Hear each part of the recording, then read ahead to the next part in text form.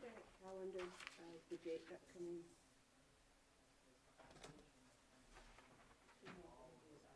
Good.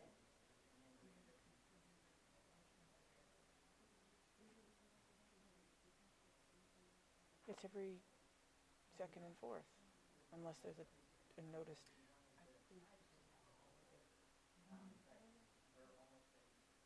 No, I don't, thank you. I usually get caught off guard not because a meeting is happening, but because it's not. Oh, yeah, it's like, wait, what? What do I do on Monday? It's Right? right. Oh no, I'll have I a way know to you fill it, probably but know, yeah. but I'll be pissed because I spent all the days before prepping for it. Right? No, I get that.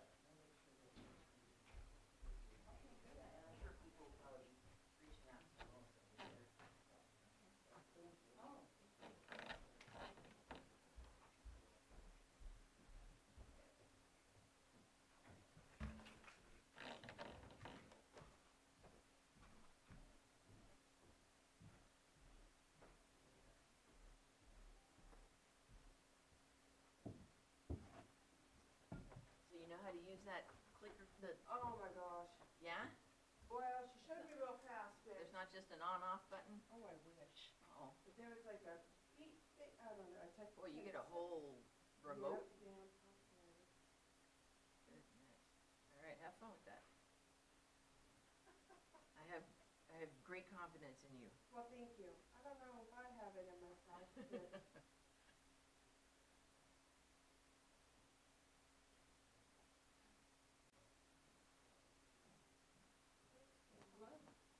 Oh.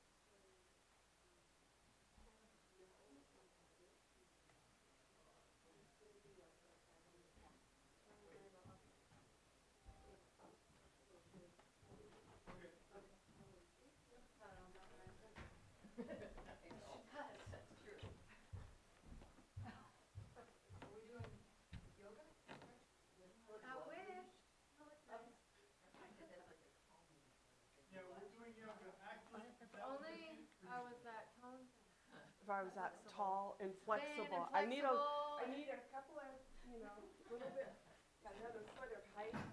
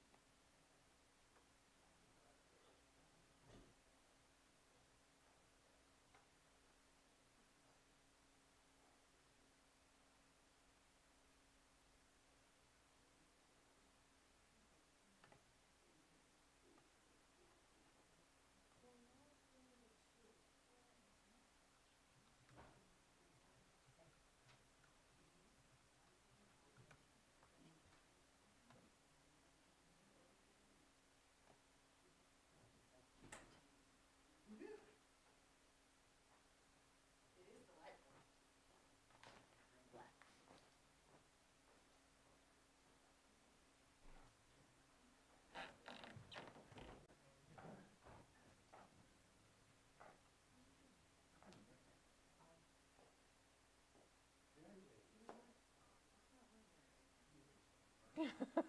How are you? Hanging in there. You want me up here?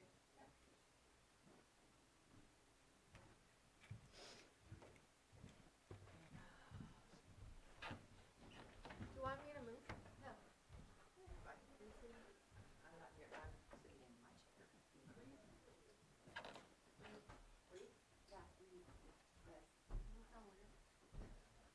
I find any word I say over and over again enough doesn't sound like a word after a while.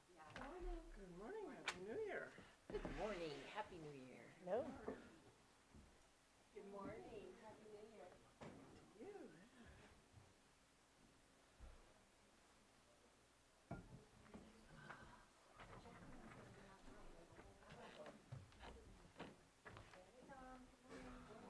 Morning, Tom.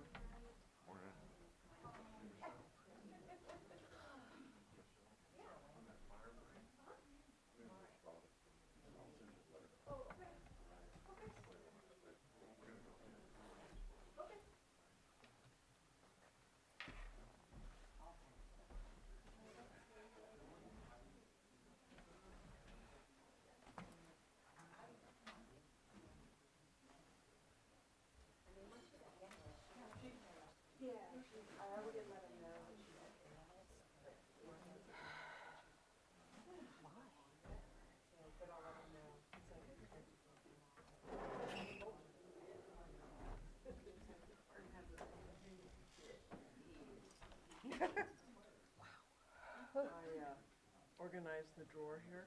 Oh, of course you did. That's I had organized the drawer, put a few things in it. And so, oh, what a nice clean drawer. Jessica. From Jessica. Yeah. When I opened the drawer, everything was all over it, and I thought, well, I could have a couple of these things. I could just. That's really nice. Good.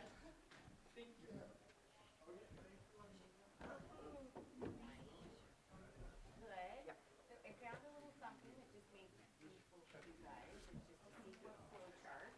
And then I reprinted this with the Oh, planning commission day. Sequa flow chart, huh? Thank you. Did you try that one? I mean, I sort of tried to figure it out, but this is way easier. You know where you should go for the best charts? Caltrans has an exceptional breakdown because they are the department that other state departments hire for their CEQA review and legal representation for CEQA challenges. So if you want to, I mean, it's geared towards. She just found that in our drawers. She, okay, then go for Coco. I would go for Caltrans. I mean, they may have charts, and it's geared for their stuff, but still, it has great explanations and so on. So. I really enjoyed them when I first started with SQL. I try. Sometimes even now for quick and dirty language.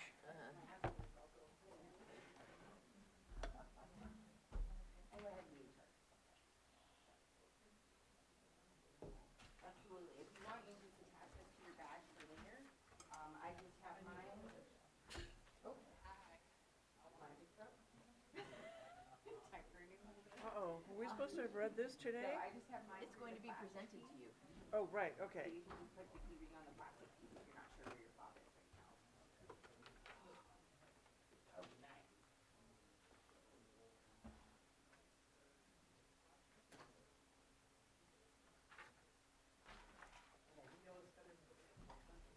Yeah, it'll probably last longer because the paper clip might go apart. That's cool. We even had just like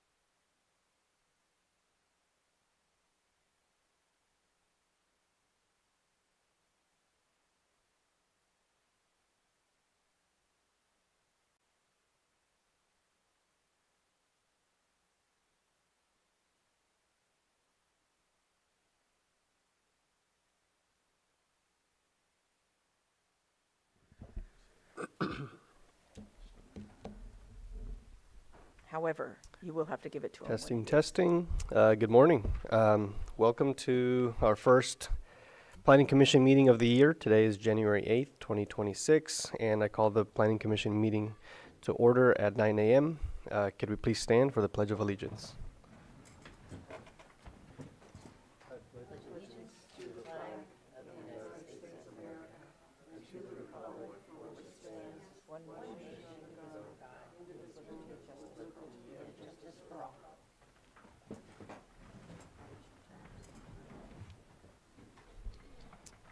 Can we get verification of legal notice?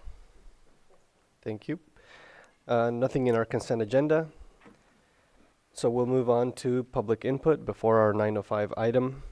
So this is a chance for anyone in the public to speak for 3 minutes regarding a subject that's not on today's agenda. So I welcome you guys here in chambers to, if anyone has any public comments, you can come up to the podium, or we can take a look in the Zoom room to see if there's anyone that wishes to participate in public comment.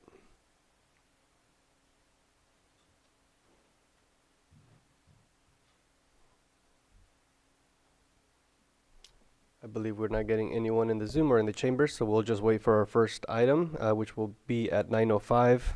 It's currently 9:02, so we'll have about 3 minutes of silence for that item to come up.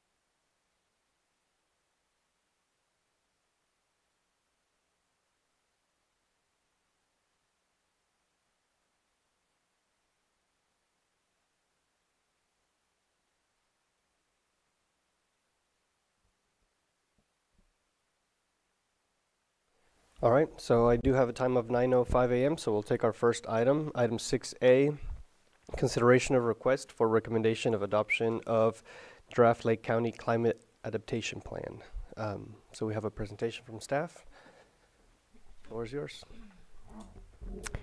Good morning, Chair Chavez and Planning Commissioners. I'm Shannon Walker-Smith, Deputy Community Development Administrator. And as you know, we have been working for 2 years on the Climate Adaptation Plan, kind of alongside the general plan.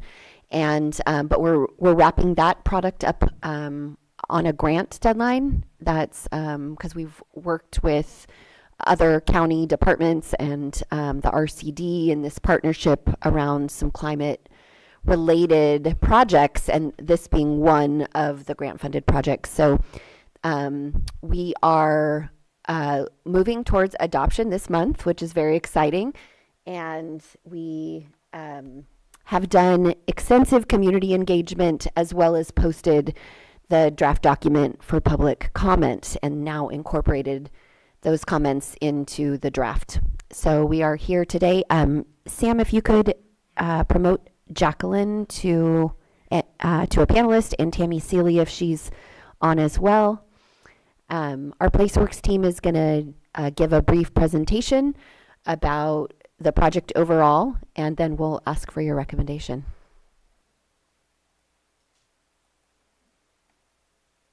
Thanks, Shannon. I will go ahead and share my screen.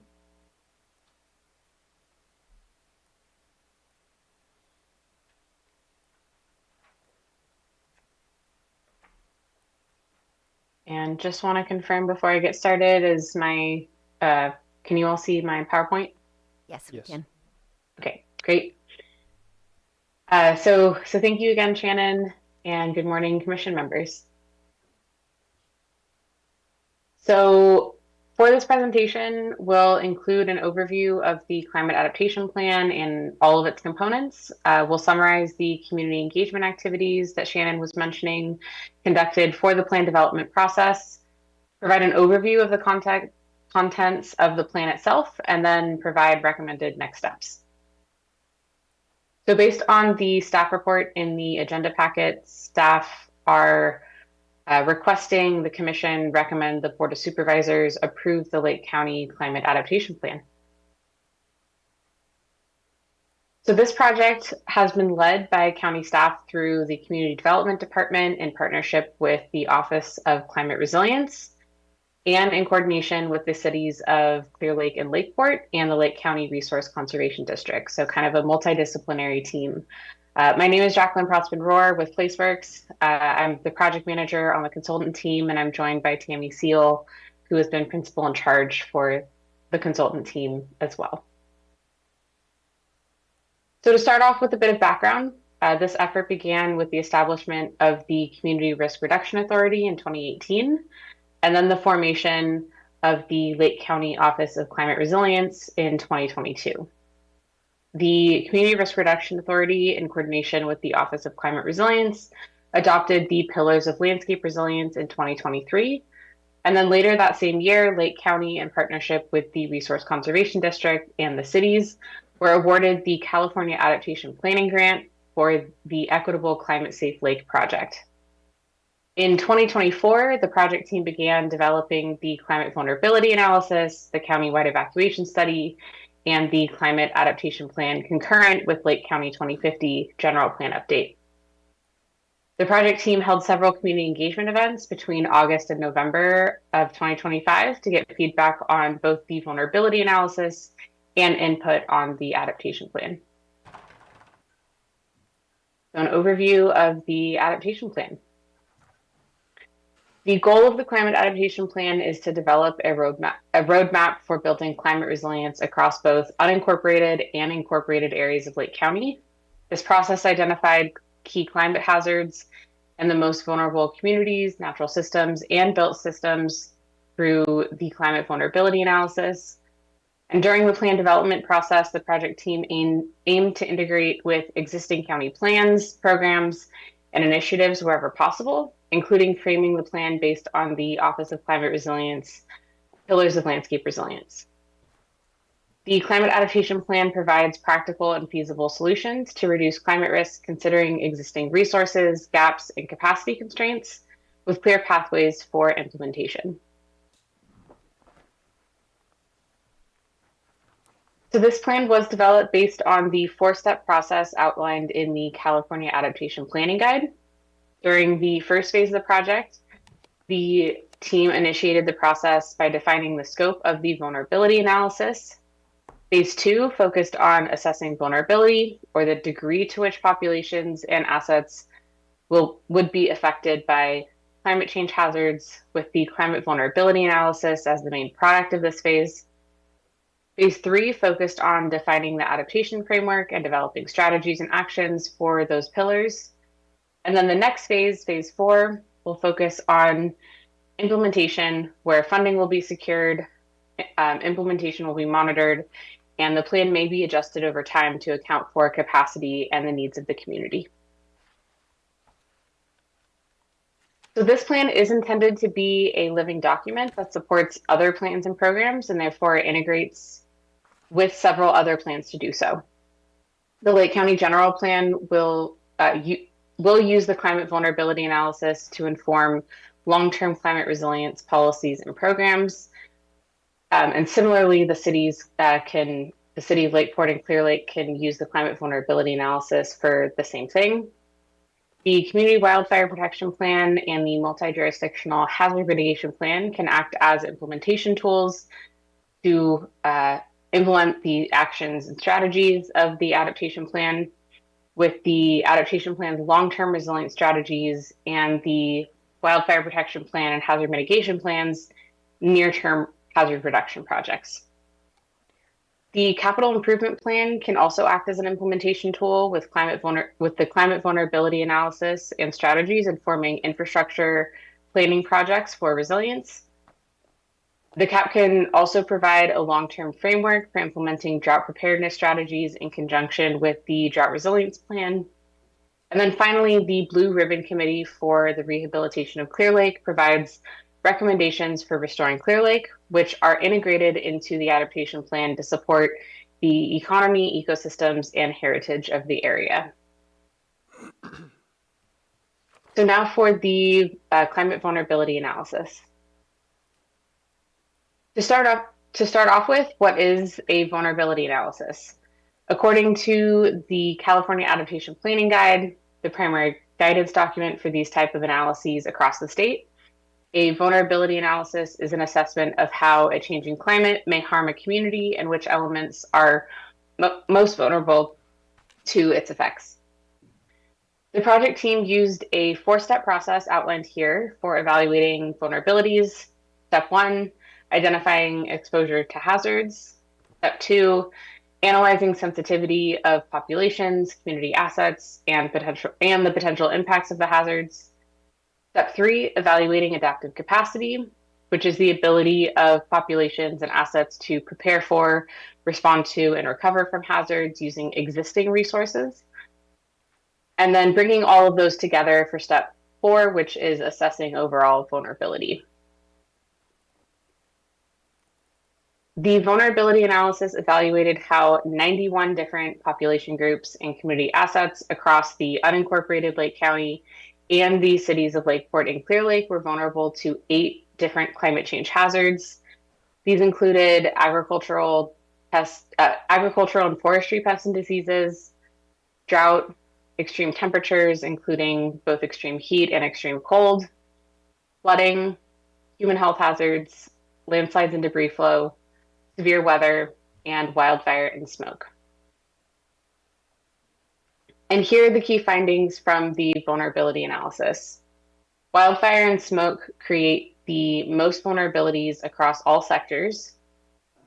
And then the most vulnerable populations are people of color and immigrant communities, financially constrained households, those with chronic illnesses or disabilities, older adults, people with high outdoor exposure, such as unhoused persons or outdoor workers, and persons in tribal communities.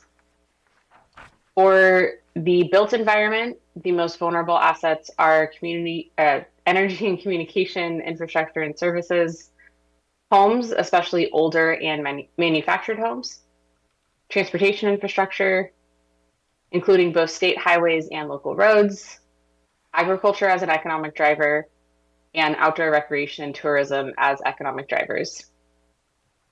And in this analysis, city and county staff contributed to and reviewed the analysis at each phase of the process. So the project team took the results of the climate vulnerability analysis and integrated them with the pillars of landscape resilience, which I'll now briefly go over. Adopted in 2023, the Pillars of Landscape Resilience framework is based on the Tahoe Central Sierra Initiative. With feedback from local tribes in Lake County, the images for the pillars were adapted to better reflect Lake County. This framework recognizes the interdependence of ecological and social systems and provides metrics for measuring progress towards ecosystem and community resilience. There are 10 pillars total, representing desired landscape outcomes. These include air quality, biodiversity conservation, carbon sequestration, economic diversity, fire-adapted communities, biodynamics, forest resilience, social and cultural well-being, water security, and wetland integrity.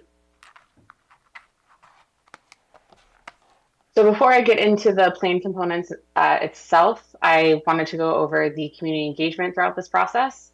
So the project team hosted and attended several community engagement events throughout the plan development process, which really shaped the adaptation plan. The first set of engagement activities for the adaptation plan integrated with the Lake County 2050 general plan update. A countywide survey was open in 2024, which received 718 responses.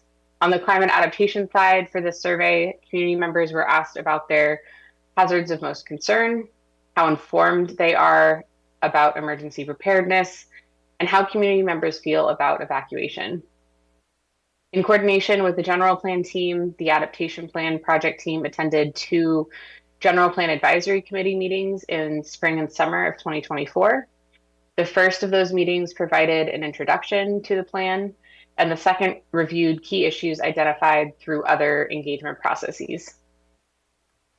Following the GPAC meetings, the project team attended 3 general plan interested party meetings on the topics of environmental justice, including the Spanish-speaking community and agriculture. During the climate vulnerability analysis and adaptation plan development, we engaged with several of the local tribes, including the Big Valley Band of Pomo Indians, Elam Indian Colony of Pomo Indians of Sulphur Bank Rancheria, Habematolel Pomo of Upper Lake, Hoy Nation of Northern California, Robinson Rancheria of Pomo Indians of California, and Middletown Rancheria of Pomo Indians of California. Our outreach included the formal SB 18 tribal consultation process between February 2024 and January 2025, where the tribes identified the following. Wildfires, drought, flooding, and pest outbreaks threaten access to traditional gathering areas, medicinal plants, and ceremonial resources. Smoke and heat hazards affect both tribal members working in agriculture and the broader community. We identified existing prescribed and cultural burning programs, and the tribes also identified existing housing challenges, particularly for younger tribal members who face limited options and an aging housing stock. We held an additional tribal review meeting prior to the public review period this past October, where tribes emphasized the importance of integrating traditional ecological knowledge and culturally informed land stewardship practices into climate adaptation. During the public review of the climate vulnerability analysis and development of the adaptation plan, the project team also held a series of adaptation-specific engagement activities. A survey was conducted from August to September 2025 for the climate vulnerability analysis, asking community members for their feedback on the findings, community resources and potential barriers, and ideas for building resilience. We also held several interested parties and agency meetings in September, including a city and county department meeting, and then interest group meetings, including community-based organizations, agricultural representatives, business groups, and environmental groups. These meetings had topic-focused discussions to learn about existing programs, gaps, barriers, and also potential adaptation strategies.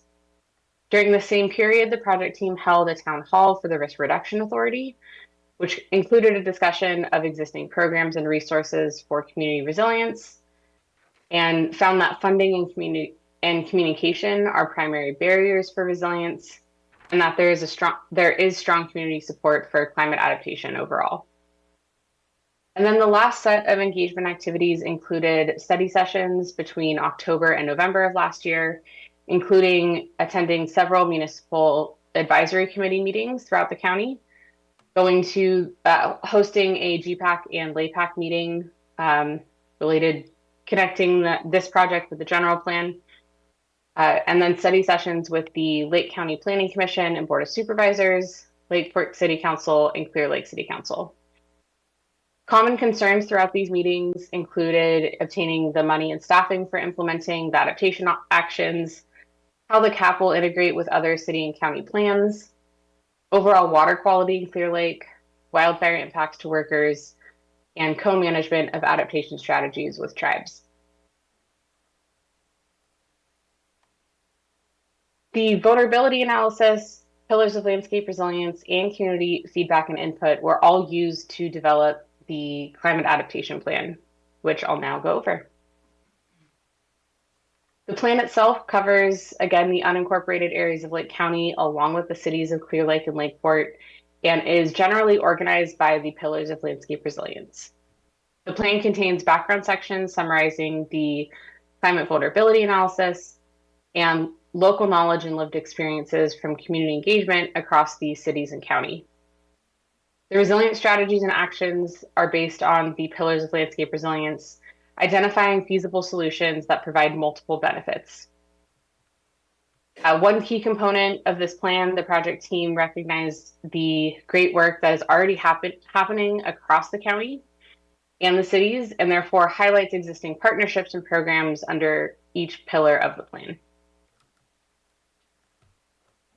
For the resilient strategies and actions, they're organized by goal, strategy, and action. The goals are the broad outcomes or end states describing desired future conditions. The strategies are policies, programs, and approaches to achieving that goal. And the actions are the implementation steps for each strategy. And the actions, because they're implementation steps, have a bit more detail, including responsible and supporting agencies, implementation timeframes, general cost estimates, and potential funding sources.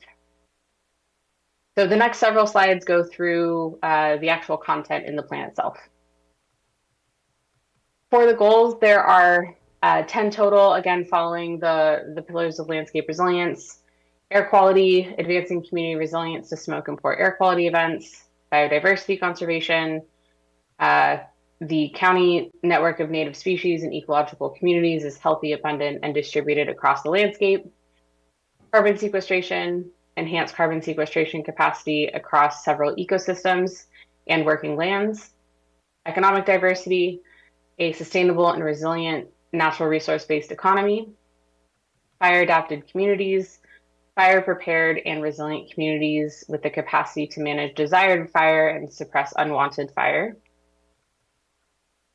fire dynamics, fires burning in ecologically beneficial and socially acceptable ways; forest resilience, resilient forest ecosystems that provide essential ecosystem services; social and cultural well-being, a community connected with nature to recreate, maintain, and improve overall health; water security, reliable, safe, and equitable access to clean, potable water; and then wetland integrity.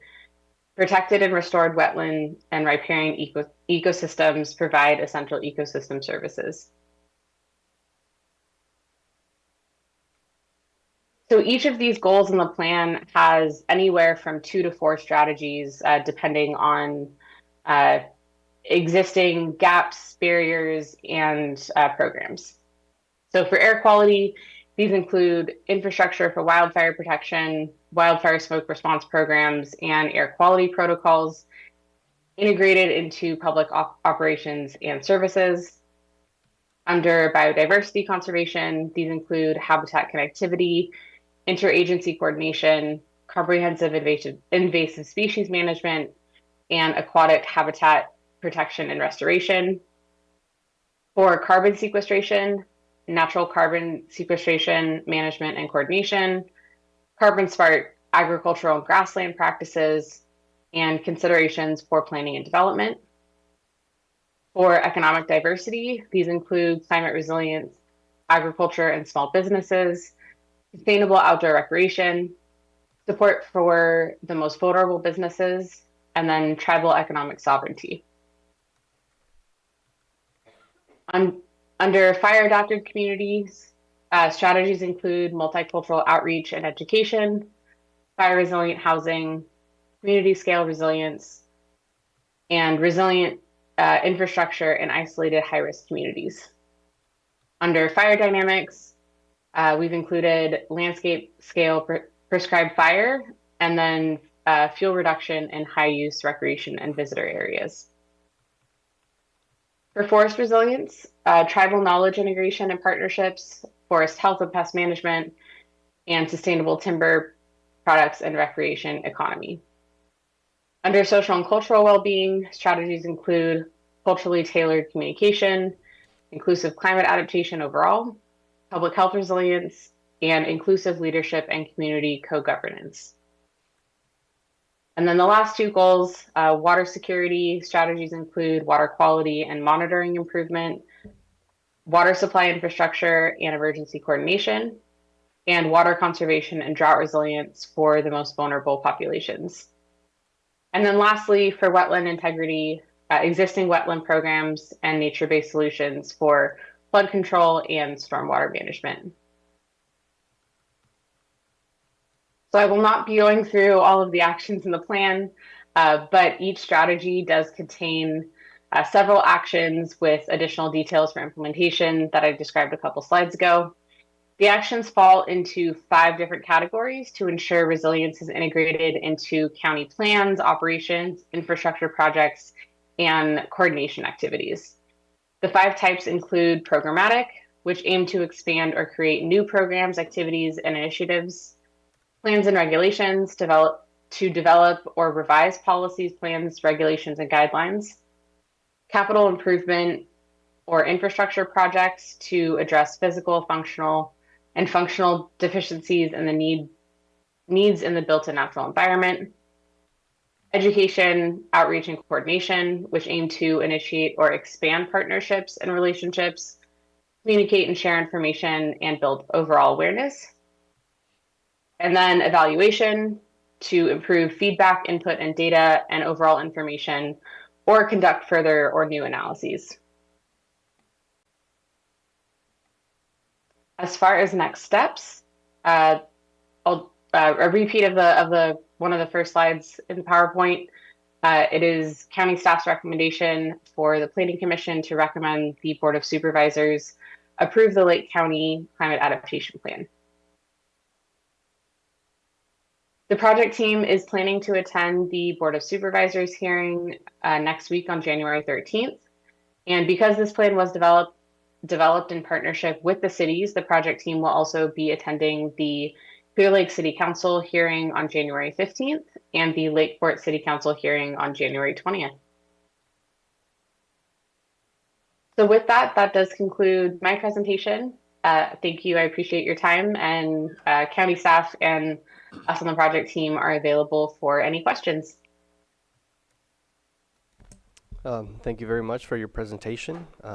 Commission, do you guys have any questions on the presentation?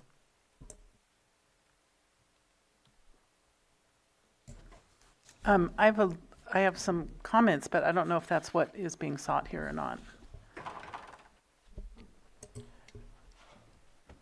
I just have a question on something that was presented. The vulnerability survey that was put out, how many responses did you get from that? 151. And how was that publicized? It was on the Lake County 2050 site, and we promoted it also at several events that we attended. Okay. And an email blast went out as well. Another question on the economic diversity, on the list of agencies or groups that were involved with the economic diversity. I didn't see the Farm Bureau on there. Were they involved or consulted or participating in the development of this plan? The Farm Bureau participated in an agricultural-based meeting that had the same questions. When was that meeting? Remind me, please.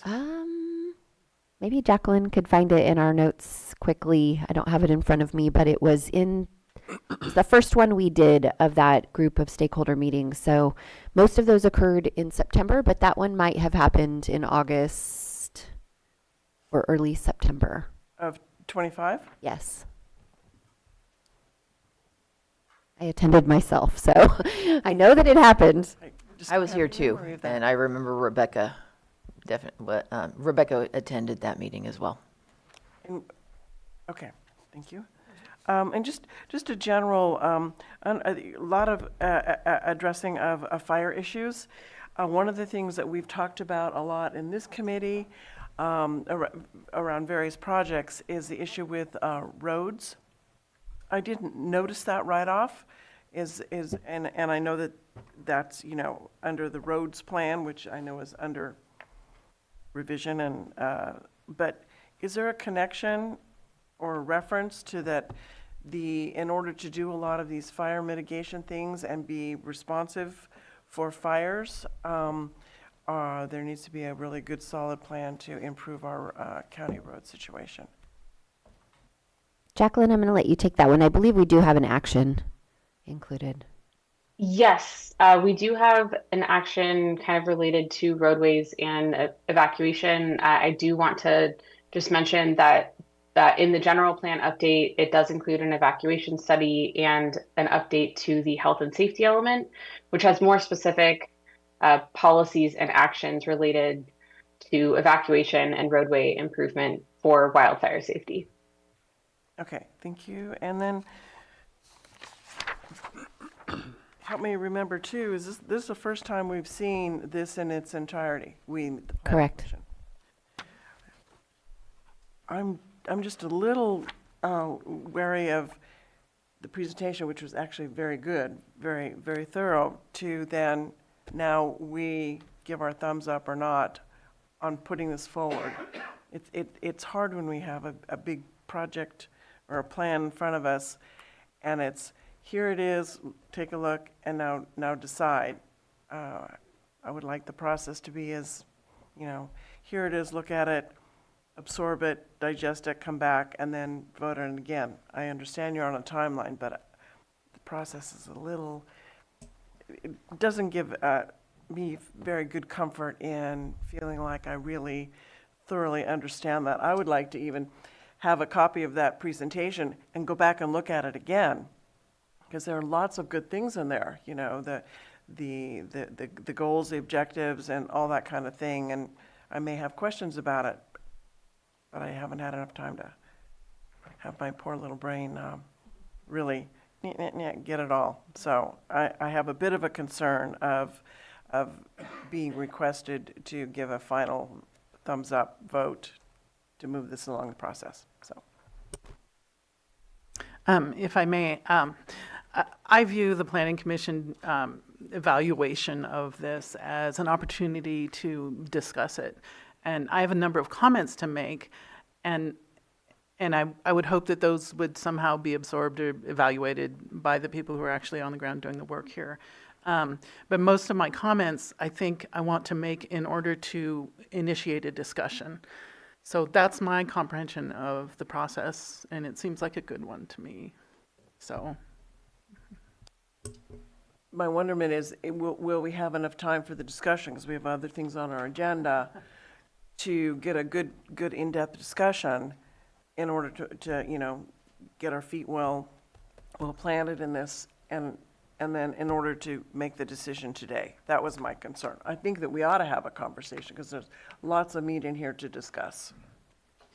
yeah, I spent many hours reading it in the last 3 days, and I'd like to go ahead and get started on that discussion and see how long, and if it drags on too long, maybe we can kick it down the road a little bit, if that's okay with everybody else.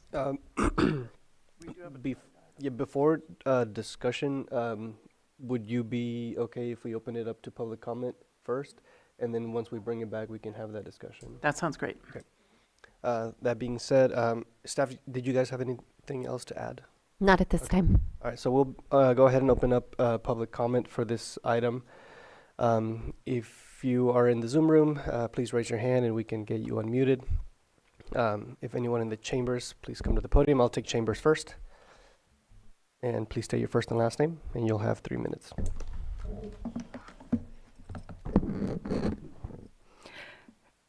Happy New Year, Mr. Chair and Commissioners. Margot Kambara.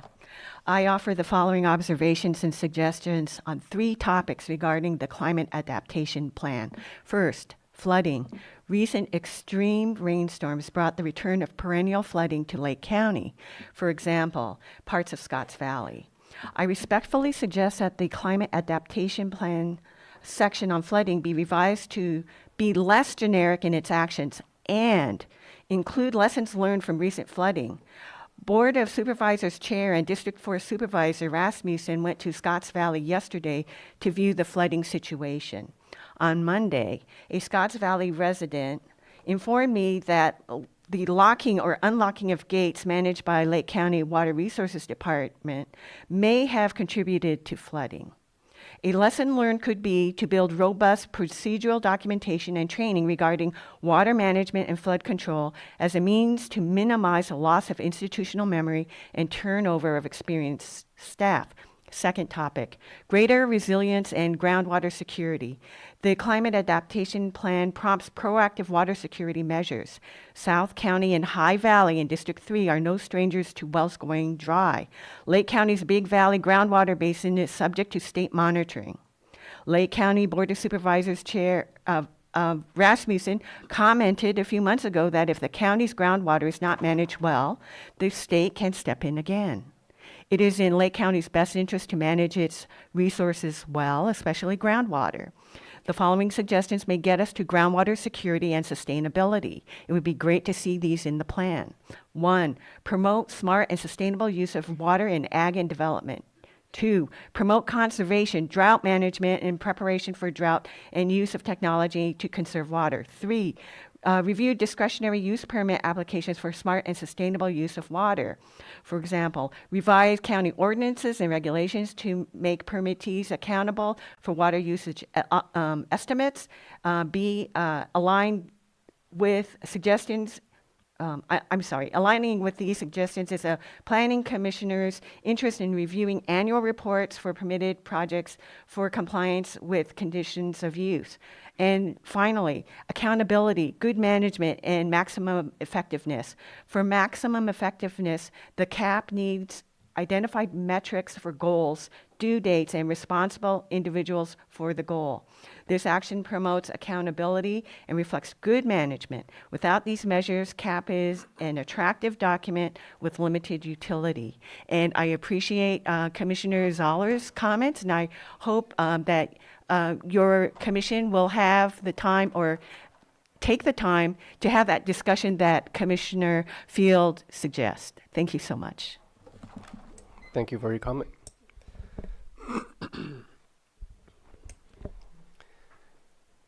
Do we have anyone else in the chambers wishing to speak on this topic? Do we have anybody in Zoom? Okay, I'm gonna give a couple more seconds here. All right, so seeing no more hands in the chambers or in Zoom, we'll go ahead and close public comment and bring it back to the commission. I know that we have some discussions, some topics. I'll go ahead and get started. In the introduction, there are descriptions of regions that I felt were inaccurate. There was no mention of pears. And I wonder whether the Ag Commissioner was consulted on this. What were the acreages of each crop? Cattle, sheep, there's a lot of other things in agriculture going on. Does anyone have anything to add, or should I go to the next one? So, I just have a point of just our process here. We have a group here that was scheduled for 9:20. Might it be more prudent not to put a little time out on this and then complete this process, because our conversation may go long, and it might be an idea that we, since this is the only other item that we have as far as... I agree that it was an unfortunate setting of the agenda, considering this could take hours. I would be in favor of shifting things if it's okay with everybody else. If it's up to the discretion of the chair, it's fine to continue this item to later in the day and take up the other item. Okay, that would be a good idea if it doesn't intervene with staff returning or We're here all day. their time. Okay, all right. We are at your convenience. Okay, so with that being said, I'll take a motion. Go ahead. Just, I move that we alter our agenda and we take 6B, and at the conclusion of 6B, we return to the conversation for the 6A for the Lake County Climate Adoption Plan. Second. I got a motion and a second. All in favor? Aye. Aye. All opposed? None, and the motion passes with one absent. Chair Chavez, if it's okay, could we take a quick break? Sure, 10 minutes is fine. 5 minutes is fine. Okay, we'll do a 5-minute break. It's Thank you. 9:40, so we'll be back at 9:45.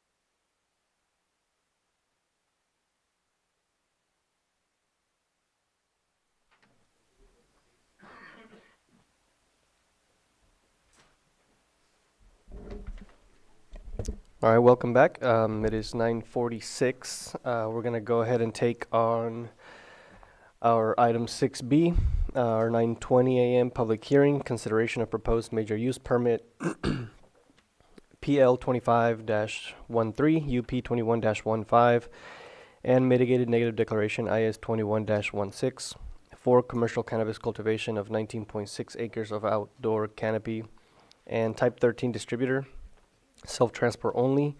The applicant is Rancho Lake LLC. The location is 19955, 19986, 20110, and 22222 Grange Road in Middletown. The APNs are 014-290-08, 014-300-02, 03, and 04. Continued from May 9th, 2024, November 11th, 2025, and December 11th, 2025. Whew. Staff. Good morning, Commissioners. Mary Claybon, Senior Planner with the Community Development Department. This morning, as just mentioned, is consideration of PL 25-13 for Rancho Lake LLC. It should be noted that green sheets have been submitted, including agency comment from Lake Office of Emergency Services, and that was provided to the Commission via email. The project Rancho Lake LLC PL 25-13 has been scheduled for hearing 4 times with this determination body. On May 9th, 2024, there was a lack of quorum within the Planning Commission. The project was rescheduled with legal notice on November 11th, 2025. At that hearing, the applicant requested a continuance after 2 commissioners had departed from that hearing. The project was rescheduled to a date and time certain on December 11th, 2025. And at that time, concerns were raised by the commission and addressed by staff, the applicant, the applicant's consultant, a certified hydrogeologist. The project was further continued to today's date. The concerns raised by the commission include impacts on Poudre Creek and Grange Road as an evacuation point. I'm going to refer specifically to the memo that was written for today's hearing. Impacts on Poudre Creek. The Planning Commission noted the Water Master was not consulted regarding this project. However, the Water Master typically provides guidance on matters related to water rights and surface water diversion, and this project does not involve either of those. Instead, it involves enrollment of the site with the California Water Quality Control Resource Board. Sorry, I messed that up. The California Water Resources Quality Control Board, and the submission of a notice of applicability dated October 31st, 2020 or prior, as required under the Lake County Zoning Ordinance, Article 27, Uses Generally Permitted. That has been provided to the department by the applicant. The project consultant and certified hydrogeologist provided information that Poudre Creek and the project's well do not have a direct interference, as further discussed within the hydrological analysis, which is attachment 5 to staff's report. According to the engineered site plans, which are attachment 1A, the irrigation well is located approximately 230 feet from the Poudre Creek channel, and the radius of pumping influence suggests that groundwater well use would not have a direct effect on stream flow at this distance. Moving on to Grange Road and evacuations. The commission inquired as to whether Grange Road is a designated evacuation route. Director Turner at that time responded that a recently approved Maha Gwinnett project, plan development project, includes enhancements to evacuation procedures, specifically incorporating access through Grange Road. Staff further clarified that a formal traffic study is not recommended for this project in accordance with CEQA guidelines. A formal request was submitted to the chief and captain of the South Lake Fire Protection District on December 19th, 2025. The following day, Chief Duncan did respond, and he deferred to Lake Office of Emergency Services. At the time that the memo was drafted, we had not received a comment. However, that has been received since from Lake OES manager Leah Sodolay. And without reading Leah's comment verbatim, I just want to kind of summarize what she had mentioned. Lake OES wished to clarify their role within this type of review. The green sheet has been made available to the commission, and OES does not conduct or certify evacuation capacity, clearance times, traffic modeling, and is not able to determine whether a specific project would or would not affect evacuation performance along Grange Road. OES does provide input related to operational awareness, preparedness, workplace safety, and particularly for projects located along evacuation routes or in hazard-prone areas. Evacuation routes are incident-specific, and while Grange Road may function as an evacuation route under certain conditions, how and when it is used depends on the type of incident, conditions at the time, and direction from the sheriff's office. There is no single fixed evacuation pattern that applies to all scenarios. She had further explained that on-site preparedness supports employee safety, ensuring that employees and seasonal workers understand our local hazards, know their zone identifiers, and are registered to receive official alerts, helps support timely decision-making and reduces confusion during emergencies. Know Your Zone signage and alert registration are appropriate operational measures consistent with comments previously provided for special event zoning permits, and adding a condition of approval to this project is a recommendation of the Lake OES manager. With that, staff has prepared a potential condition of approval addressing Lake OES's comment should the commission wish to amend the conditions. The proposed condition reads as follows. Employees and seasonal workers should understand local hazards and receive official alerts for support during emergencies. The permittee shall post Know Your Zone evacuation information on the site, display a map showing zone identifiers and primary connections to major roadways, and provide information to employees about Lake County alerts, registration, aligned with best practices for workplace safety and preparedness. That concludes my presentation from the staff memorandum for today's item. And I'm available for any questions or comments. Thank you. For, yeah, 'cause those were where we had left off at the last meeting. So that was you did a great job in clarifying those points of concerns. Commission, do you guys have any questions before we open up public comment? Yeah, my main concern at this point is the setbacks, and my understanding is, what are the legal setbacks at this point? What is required? Is it 200 feet per house? So setbacks, yes, from off-site residences are currently within Article 27, 200 feet from off-site residences, and this project does exceed those requirements. Yeah, so I feel that they should be 10 times that, but I am not on the Board of Supervisors, so I'm not making that rule. So I think that it does comply then, so I have no argument. Just clarifying, is that from, that's to the property line, is that correct? Or to the project? So there are multiple setbacks that are defined within Article 27 for commercial cannabis operations. There is a requirement for a 100-foot setback from the property line in which the cultivation is occurring. Additionally, there's a 200-foot setback from any off-site residences. Thank you. Since we're talking setbacks, I did want to mention that, and I'm sure that my fellow commissioners have looked through the information as well, but just for the public to know that on site there were letters that were received over the course of the time of this project from the public and from entities both for the project and opposed to the project, There was several people from the Hidden Valley community also that had responded, and I was wondering what is the project setback from the Hidden Valley Lake community boundary? There is a 1,000-foot setback from all community growth boundaries, Hidden Valley Lake included, and this project does meet that setback.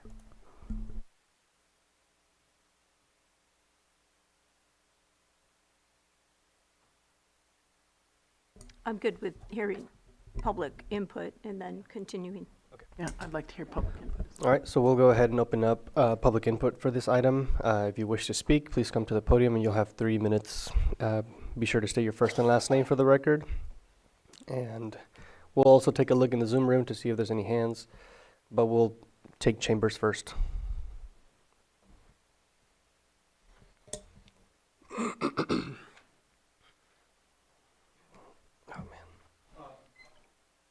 My name's Peter Lucchetti, and I'm the adjacent property owner. I think you're already familiar with me. It's the 21333 Grange Road, 276 Ranch LLC address. In reference to the two items that were just discussed, the impact on Pewter Creek, I just want to point out that we have hydrological analysis from GHT Resources. Brian Crawford, who's the hydrologist for the Hidden Valley Lake Community Services District, as well as ourselves, contradicting the conclusions of the hydrologist from the applicant. So I think there's a lot of issues here. I don't have enough time in 3 minutes to go over them all. I've highlighted them in a letter to you several times, including update yesterday. Grange Road evacuations. Under CEQA, you have to look at combined impacts, and they haven't looked at combined impacts, and certainly this was just reinforced by the information you were provided. You know, there's an enormous potential combined impact from the Guanac Valley Resort. So to say it's just a matter of evacuating people who are farming there is not accurate.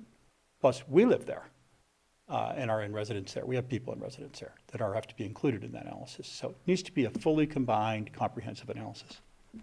And finally, I'll just summarize. I don't have time to go through the whole PowerPoint. I sent you a PowerPoint, but I'll just summarize a couple of key issues from the PowerPoint as long as I have time left.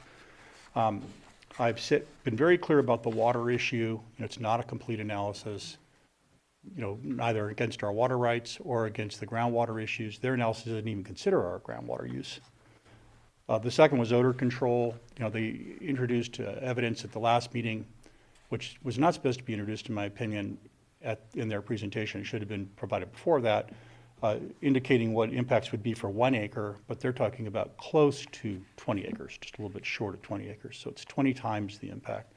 They haven't really provided an analysis that addresses that. As far as the biological survey is concerned, under CEQA, the biological survey is supposed to be good within 2 years, and it's over 4 years old. There's been a significant drought in that time period. It really hasn't addressed the biological conditions. I've already commented on emergency access and evaluation risk. We went through the Valley Fire ourselves. I've been there. I've seen it. These are significant issues. We've previously commented on the idea of drift from pesticides. There's been a lot of discussion about that, a part of the applicant. All I'm saying at this point is I don't think it's been resolved. And if you look at the FPZ guidelines, which we're not eligible for, but if you look at the county's own FPZ guidelines, when they talk about sensitive projects and sensitive things, it's 1,000 feet. It's not 100 feet. It's not 10 feet. It's not 200 feet. It's 1,000 feet. To be clear, that does not apply to us, but I think that's an unfair application of a rule in the county. I'm pursuing that idea separately. Thank you for your time. Thank you. I want to say one more thing. My time's not up. I just want to remind everybody that we're a 56-year operator, never missed a year of farming, organic beef producer in Lake County. Never missed a year of farming. Thank you for your comment. Cool.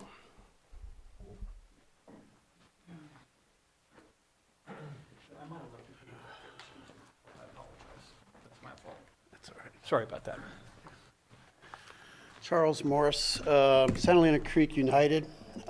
We were a group that was put together by one of the former supervisors, Helen Whitney, and we all fought. I mean, I was a young guy with 2 children, and I had a $2 million lawsuit against me from Solano County for water.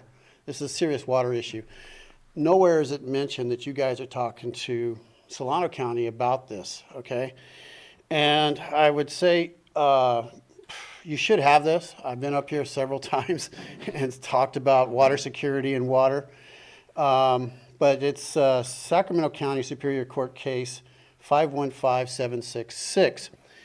I personally take it very seriously because my neighbors, well, the guy who handed me the job, he was the Environmentalist of the Year in 2017. And he said, Charlie, people are going to try to play games with the water, and nobody else wants the job, so guess who gets it? You. And so I follow the rules, and I expect everybody else to. But this is set up in such a way so that you verify it. If you ignore it, you're screwing everybody, okay? There's a lot of water security issues. Every drop of that water goes to the U.S. Air Force. There's a lot of things that we can't control. As far as access and fires, it's horrendous what we're thinking about. Anybody can cross that property on the creek, but they cannot go onto his land. We have gates that you can't go through. You have, you have serious fire issues and everything else. It's just horrendous that we're just going to ignore this so that we can grow weed. I think growing weed is fine, but we can't just ignore what has had to happen. Let's see. The access to the creek is terrible. I've encouraged anybody that can to go down the creek, see if there's anything that's being done. I don't think anybody's looking at the fact that, you can have riparian rights, but you can abuse them by using them for other things other than, household water for what you need for yourself. And in the past, I've gone ahead and made aware, because of the MAHA project to Congressman Mike Thompson and the U.S. Air Force, that this is a seriously sensitive area, not just environmentally, but to our government and our country, where we are really in a bad space internationally, and this little basin is feeding 80 to 90% of all the water to the Pacific Theater. You can't deny the fact that when somebody fills up a bottle of water and puts it on an aircraft that goes to someplace horrible where our adversaries are, that water is safe. And so we have to look at this one with more scrutiny than other places, because we have a higher responsibility, not just to us, that everybody on that wall out there, every soldier from this county has ever gone there. Now, I'm not saying that, that these folks are going to do that, but I think that to ignore this and not look at the big picture is more than we can do. That's all I got. Thank you. Thank you for your comment. Do we have any hands in the Zoom room? Okay, we have someone in chambers first, and then we'll take the hand. Yeah.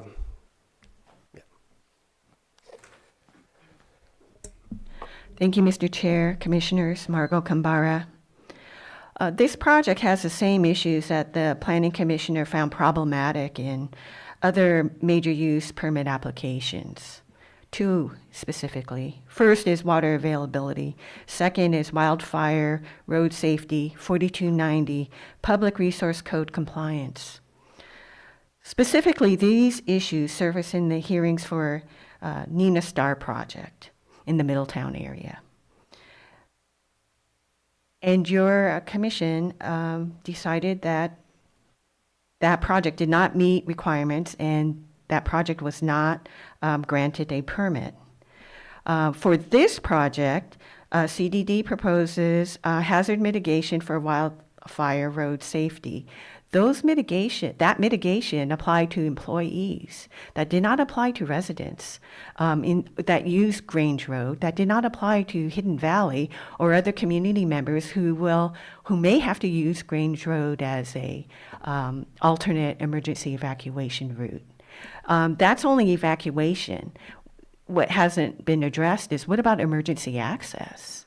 So there are significant issues that are still outstanding, and there are still that still need to be ironed out to protect the community. Thank you for your attention. Thank you for your comment. I'm going to take the hand in the Zoom room, and then we'll come back to chambers. All right, we got two hands in the Zoom room. All right, we'll take the first hand. Please state your first and last name for the record, and you'll have 3 minutes. What was the name on that? Okay, Angela or guest. Just please state your first and last name, and you'll have 3 minutes.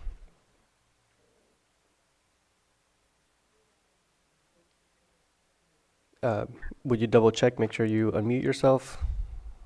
Can you hear me? There we go. We can hear you now. I am unmuted. Can you hear me? We can hear you. Thank you. Thank you, Mr. Chair, Angela Amaral. I appreciate Ms. Claiborne summarizing the response from Cal OES, but as it wasn't uploaded for public review before this hearing and was only summarized, is there a way that you can show it on the screen so that the public can see the letter themselves, unless it wants to be read in full into the record? Thank you.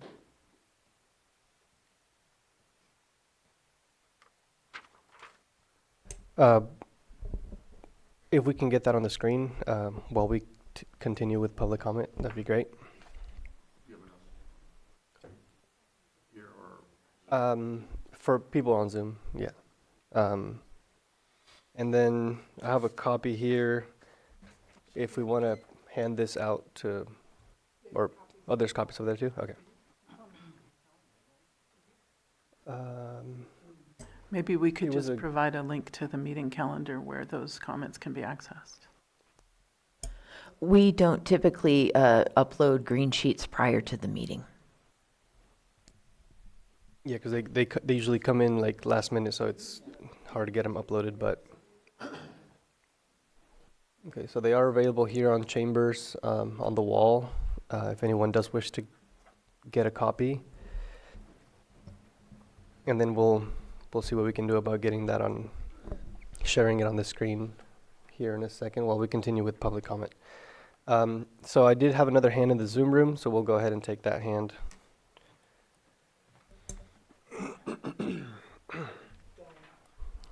Donna, please state your first and last name, and you'll have 3 minutes. Anna Makowitz from Clear Lake Oaks. I just wanted to reiterate what was mentioned earlier, that the CEQA does require recent biological surveys and studies, and this is old. A lot of the species of flora and fauna have been taken off sensitive species lists or even in the endangered species list, and others that weren't even mentioned have been added since this was done. So thank you for considering updating it, because it's very important. Thank you. Thank you for your comment. And can we get a verification from staff about that regarding the CEQA or biological study requirements? So that, as far as the CEQA guidelines themselves, there is not a 2-year requirement that we're aware of. Generally speaking, I know with some case law that has been, gone through the process, the general rule sometimes maybe 5 years for technical studies, but it really just depends on the conditions of the site. Has anything changed dramatically in the environment? Has anything changed enough with the project to result in the need for additional surveys? This project was surveyed in, I believe, 3 times. I can get those dates for the commission if that's helpful, but the last botanical survey was in 2021. And again, nothing has changed on the site. It was previously used for agriculture and a sort of an ag field with grass for the most part. So we determined that an additional survey was not needed. Thank you. All right, so we'll take the hands in chamber. Please say your first and last name, and you have 3 minutes. Happy New Year, Commissioners. Tom Lasik. I just wanted to point a couple of things real quick. First is, I don't think the issues that were brought up in December have really been sufficiently resolved here. Not much has changed. You still have the issue with Poudre Creek. You still have the issue with the biologicals assessment. You still have the issue with the odor. You still have the issue with Grange Road. Specific to Grange Road and to the water items, the CEQA requires that if the substantial evidence that a fair arguments have made that a EIR is required, even if there's substantial evidence that the fair argument is made that it's not required, the EIR is required.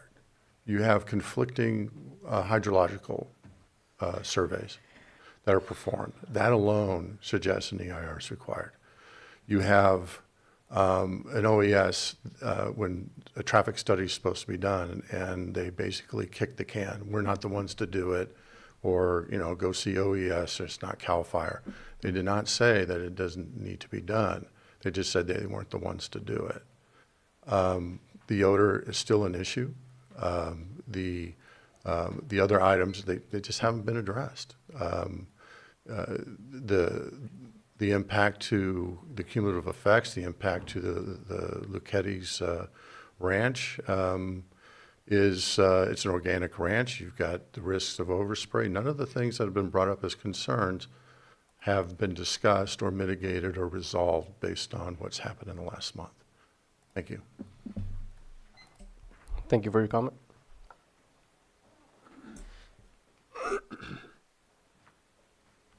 Good morning, Commissioners. My name is Trey Sherrill. I'm consultant for the applicant. I just wanted to make myself available if you had any questions regarding the project at this time. I did have a quick question. So the entire property currently, as was stated from staff, continues to be just bare land. Is that correct? Like grass or grazing? Grazing is occurring across most of the property. And there's and the project site at this time. Okay, what animals are on the site? I know there's cows. I've seen them. Are there just Cattle. cows? Okay. Okay, and it'll continue to be cattle, even with the operation of the cannabis cultivation. Absolutely. Okay. Yeah, that was just my question, to see what other uses were going to be going on simultaneously on the property while the project was in operation. So. Yes, sir. Excuse me, I have a frog in my throat. The field was previously used as orchard, alfalfa, farming, and as of right now, it's being used for grazing, and the fields will continue to be used for grazing. There's large buffers, so there'll be plenty of area around the proposed cultivation area where cattle grazing will still occur. Okay. Thank you.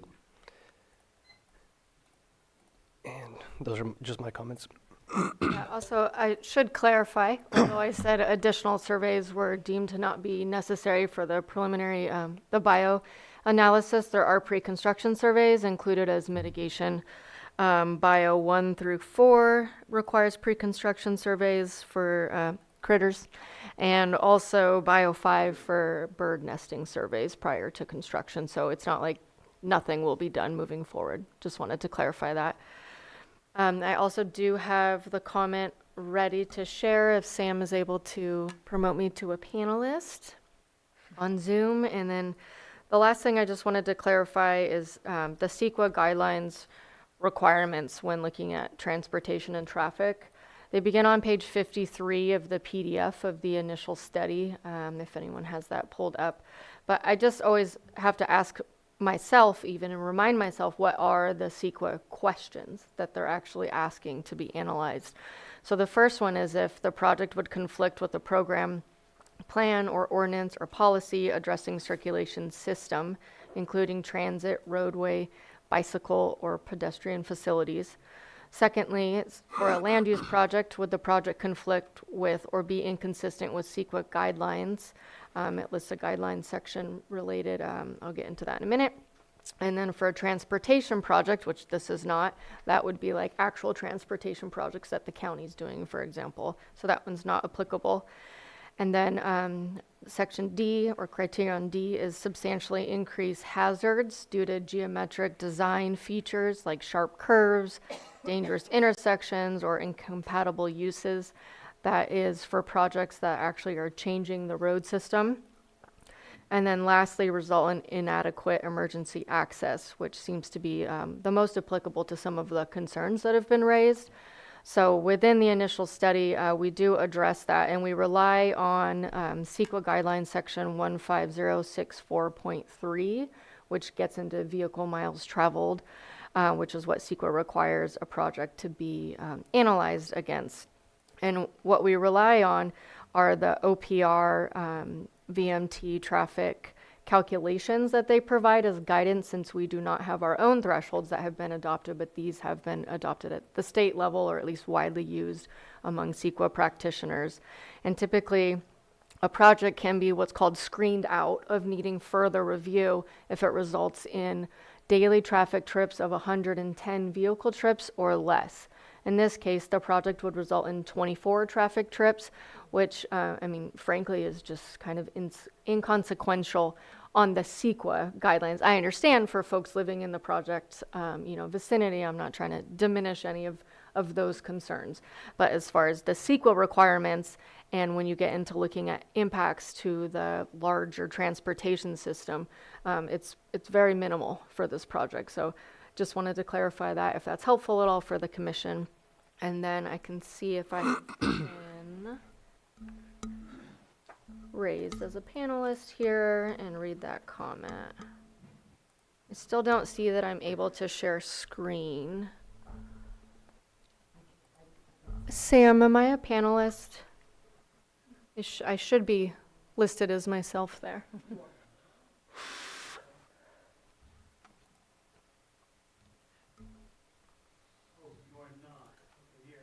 I just snuck on. Thank you. There we go.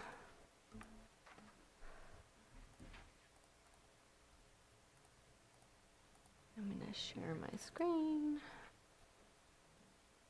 There we go. Go back. All right, I believe everybody can see that. I'll zoom in a little bit. Chair, would you prefer that I read that or just leave it up for a couple minutes? I think we can just leave it up for now. Okay. Because we already got a summary, which was a really good summary. And yeah, it was just, we can just leave it up there for now. Zoom people will tell us if they can't read it. Yeah. We've already read it, so. Yeah. All right. Are there any other hands in the Zoom room? No more hands in the Zoom room. Anyone else in the chambers wish to speak? Go ahead. Sure.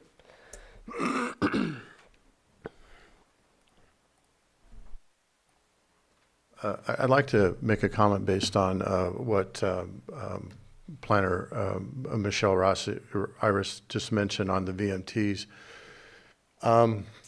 That document is actually being misapplied. The OPR that is referencing for VMTs is actually meant for carbon footprint, for greenhouse gas emissions, for meeting our climate change goals. It's not for traffic safety. In fact, that OPR makes it very clear that the only time it actually mentions traffic safety is when it says in that OPR, do not use this document as a reference for traffic safety. Caltrans has other documentation that suggests how to properly use VMTs and not to use it in the form that this was done, and it's not to be used as a substitute for traffic safety. The problem is that for the last 150 permits, this boilerplate language has been used each and every time to not do a proper traffic safety analysis. And subsequent, Caltrans has put out other publications that shows how to properly use VMTs. And so they're relying on the wrong document for the wrong way for the wrong reason. Thank you. Thank you for your comment.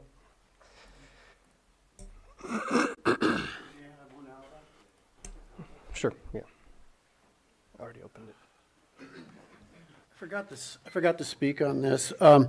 When it comes to odor and air control, we've had a problem in this area for a very long time. Calpine has had a big problem with rotten egg gas, and they, being a multi-million-dollar company, they went through a whole process of stopping it, what means that basically before anything comes out the smokestack, any smells, it's purified before it goes out, and it was solved. Okay. Now, when it comes to marijuana and odor, it's difficult in that entire area. I don't. How do I say? Because of the way the hills are designed, you're always going to have a higher degree of odor there than anywhere else, and it is scenic Lake County. My other point is, if you look at the dynamics. I mean, I've talked to a lot of firefighters and water source people and fish and game people. It's like, once you start putting it into this area, we're going to end up being like Weaverville, California, where, you know, your eyes are burning when you're driving down the street. So it's something to take into consideration and not dismiss. It's not like, you know, the wine industry, when you go through the Napa Valley and you smell a Bordeaux, it smells like a skunk, and it doesn't make a good impression. So I would like to see the county or somebody start trying to find ways to solve this rather than ignore it. That's all I got. Thank you for your comment. All right, one last look in the chambers before we close public comment. No hands in the Zoom room either. Okay, so we'll go ahead and close public comment, and we'll bring it back to the commission for further discussion or action. Okay. Because this is in District 1, and I am the District 1 Planning Commissioner, if you don't mind, Chair, I'd like to go first. And Chair and I have quite a few thoughts and statements to share. So if that's okay with you, Sure, Chair? of course. Okay. First off, in full respect, of course, of the staff and all the time and energy you've put into this project, as well as the applicant and the members of the public, I do want to express that I was very frustrated after the last hearing. For me, the hearing felt more like an appeal hearing than it did an actual project hearing. So, and I'm not going to go into detail or specifics about that, but I just want to make that statement. Of course, as you can tell, you know, this project is difficult for us, and part of it is, as I think many people know, that the general plan and the area plans are being updated, and currently, cannabis is not well incorporated into the policies and objectives in our general plan and area plan. So we end up with these situations that can be quite difficult. The other thing that sadly, or happily, I know both the applicant and the neighbor that is the main concern with this project. And I respect both of you. So we're acquaintances, I would say, and we've you know, worked on various different projects together over the years. And what's sad about it is that, unfortunately, regardless of what happens here today, and perhaps I shouldn't be predicting this, but I sadly believe that this is going to end up in appeal. So, and I wish things were different. So, but with that said, I do have some reservations about the project. So in regard to the aesthetics of the project in this particular area, on ag land, excuse me for just a moment.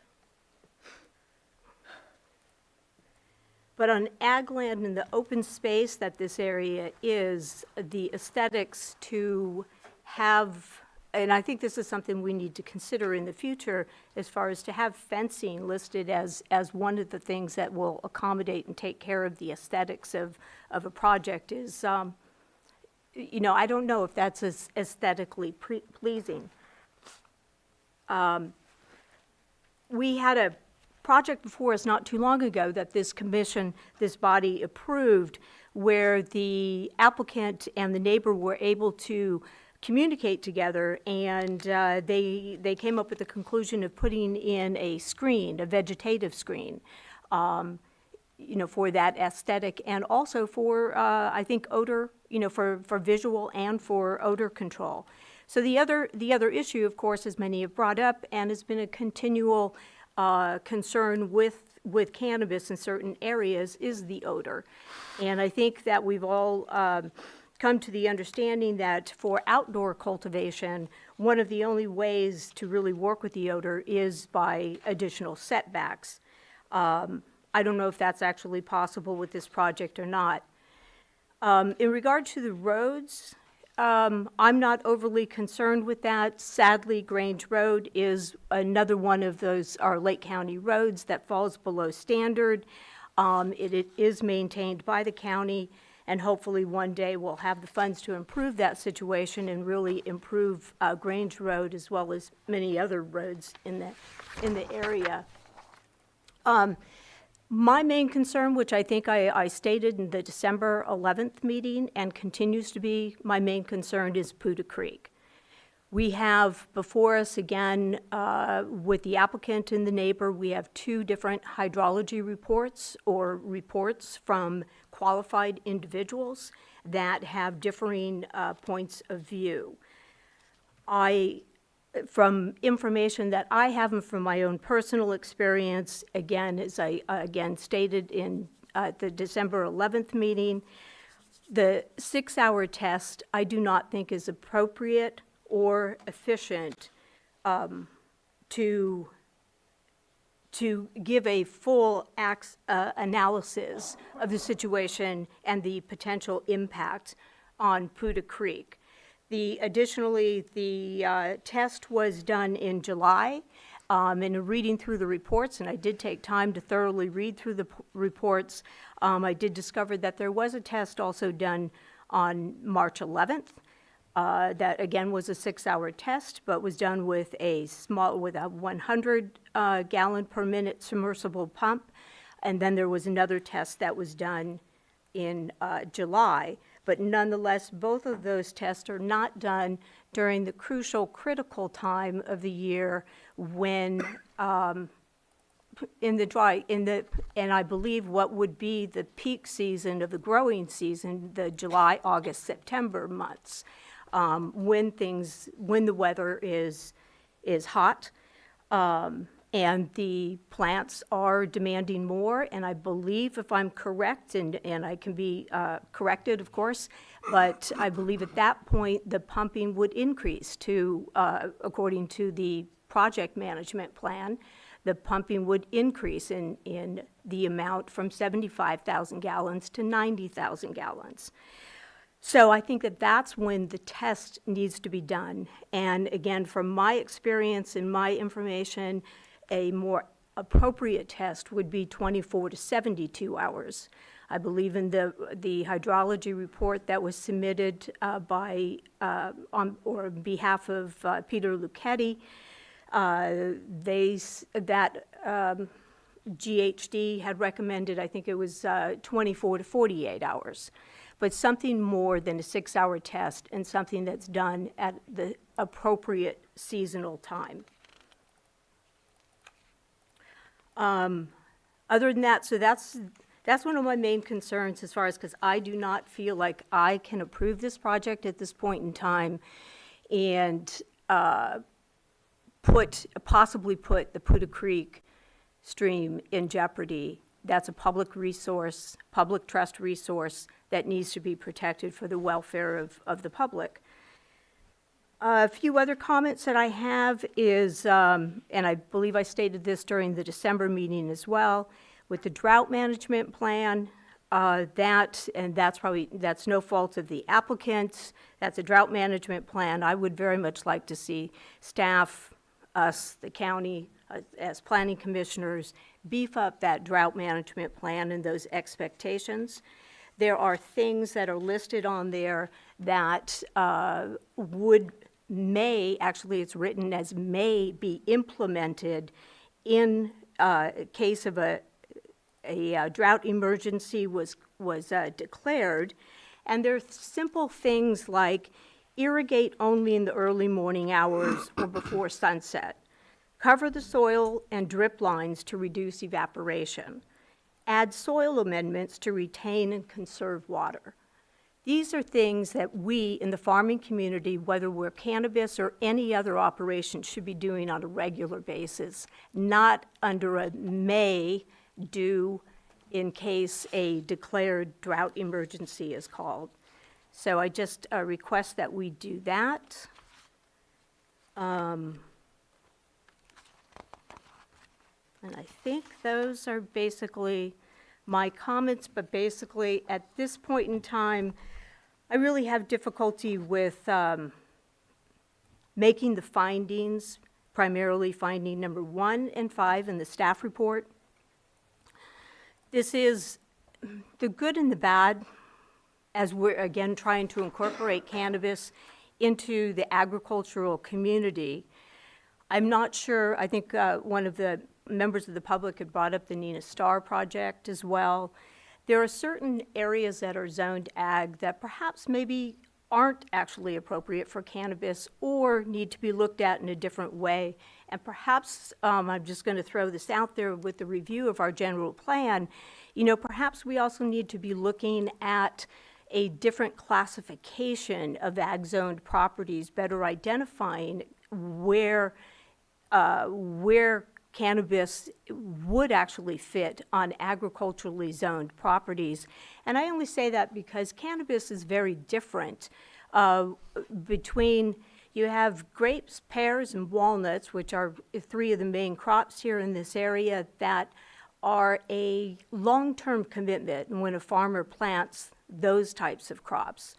And then you have strawberries, fruits, and vegetables, you know, and that's, you know, perhaps maybe a little bit closer to cannabis, which is an annual planted crop, but yet doesn't require as much infrastructure, so to speak, as cannabis.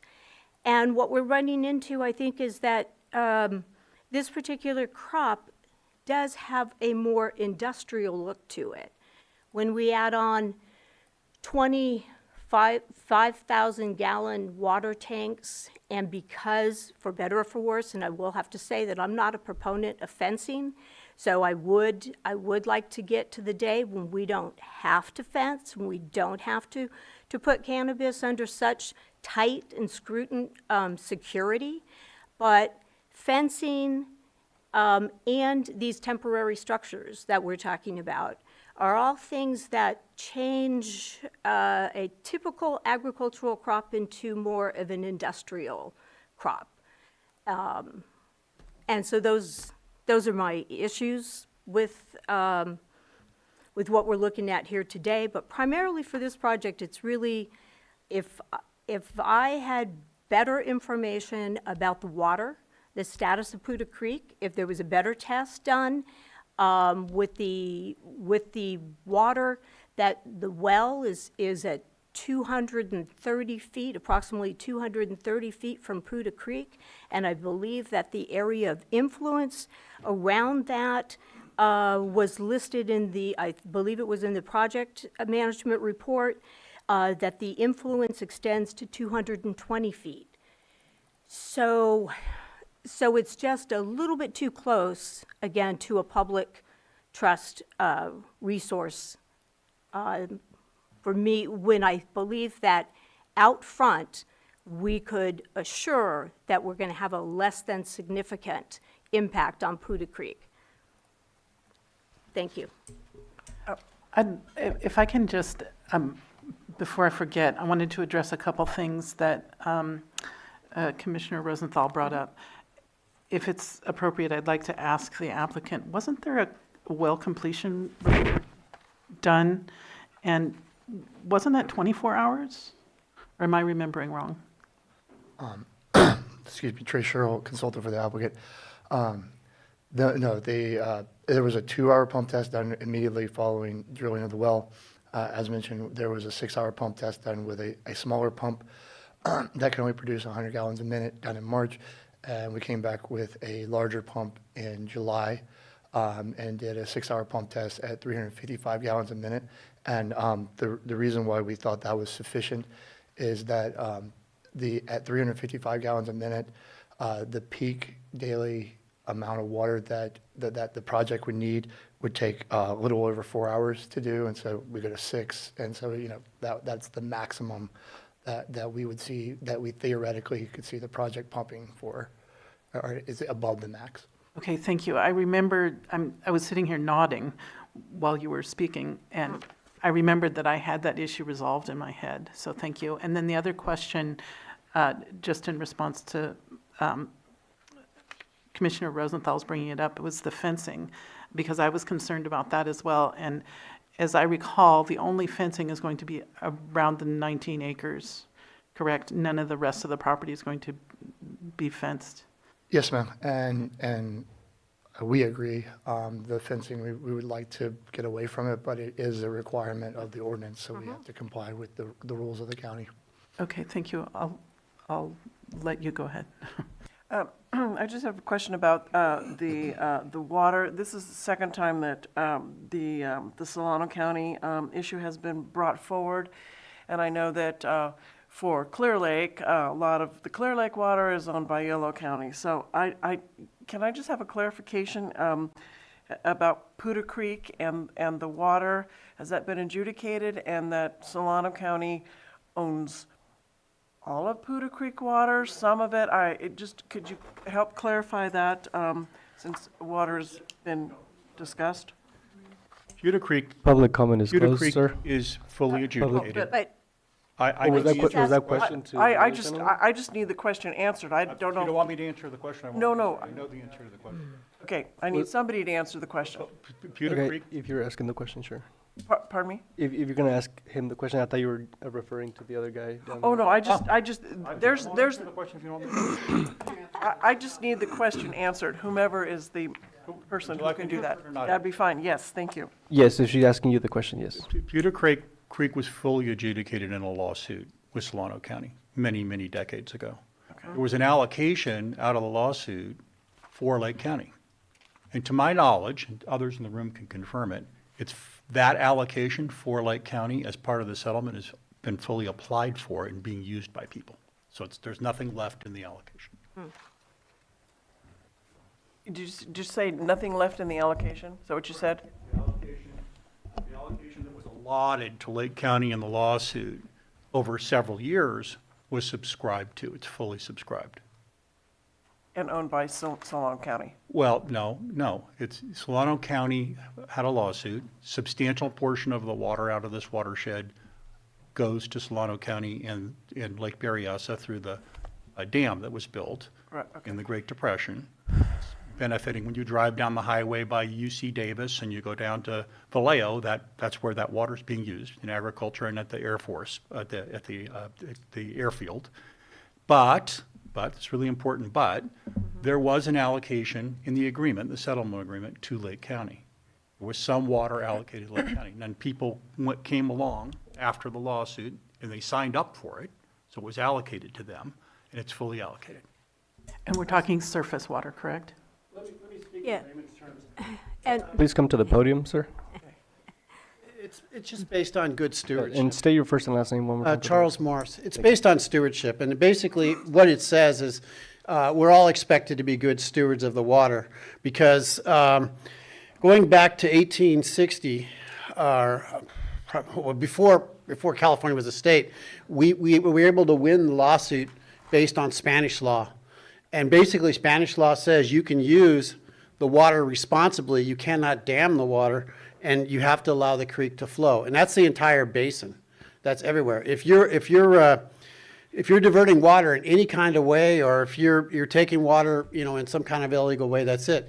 Now, when you read through this, and I think I said it earlier, section 3.3, it gets really clear on what to do.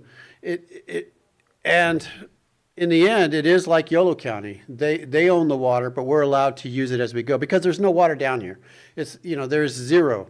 In this whole area, it's really difficult to find water in the entire basin. And so Santa Elena Creek, it's specified in the Middletown Area Plan that all the creeks and the responsibilities we have. So, it's in the area plan, the county has said that, yeah, we're aware of this. But in reality, it does, Solano County has a say in it, in what's going on. And, what we want for the future is basically to be able to bring the salmon back. And we're going to have enough water to get them coming and going. We were the only basin that was basically connected to the ocean. We used to get a salmon run that came all the way up from Suisun Bay. Right now, if we don't take care of this environment, we won't have it. And there's a real movement in the Native American community to see that happen. I've talked to the local tribe, and I said, I need you and, to help us. So it's important. It's extremely important because it is and should be a nursery for wildlife. That's all I got. Commissioners, if I may, just to give you a basic clarification, in the year 2000, after years of litigation, obviously, the Putah Creek Accord was entered into, and it established a number of things: environmental flows, agricultural and urban diversions, how the management of the particular body of water itself, and state oversight, and it provided authority over these diversions and uses and protection of Putah Creek through the Accord to the state oversight of the California State Water Resources Control Board and the Solano County Water Agency. So your commission doesn't have oversight of the Putah Creek diversions and water uses and things like that. You are tasked to look at the impacts of this project on the creek and water use through CEQA. You may also ask if the State Water Resources Control Board or Solano County Water Agency had provided comments related to the project itself and take those into consideration. But your commission does not regulate Putah Creek. Oh, I didn't think we did. I just wanted to understand how it worked. Thank you. Yeah, I think, the fact that we were able to discuss that, I think it's good to understand what, about the waterways. But in the terms of this project, we're using well water, as stated here in the property management report and the initial studies. So I don't see the issue with them saying that they're going to be diverting any of that water from the creek. So that's just, the radius of influence from the wells, that's something to consider. But water diversion is not proposed as stated in this project. We've just had a lot of conversation about water and, wells near creeks and the impact. So I just wanted to understand that particular aspect of it. So thank you. Commissioners, if I may. On page 8 of 18 within agency comment is the comment from the California Water Quality Control Resources Board. On page 8 of 18 of agency comments that are attachments to the staff report, there is a comment from the Water Board, and it reads, "The site is enrolled and working with me to submit all required documents. Thank you, Janae Freed," who is our contact with the Water Board. And I just quickly wanted to add, just going back at the beginning, the proposed additional statement to be added to the condition of approval. I personally don't think that that's necessary. So for this project or for future projects, unless we're going to go into every single business and add that every project that comes before us, I think that that's something that's good management within a business, and they should be held accountable without county guiding them or telling them that they have to do that.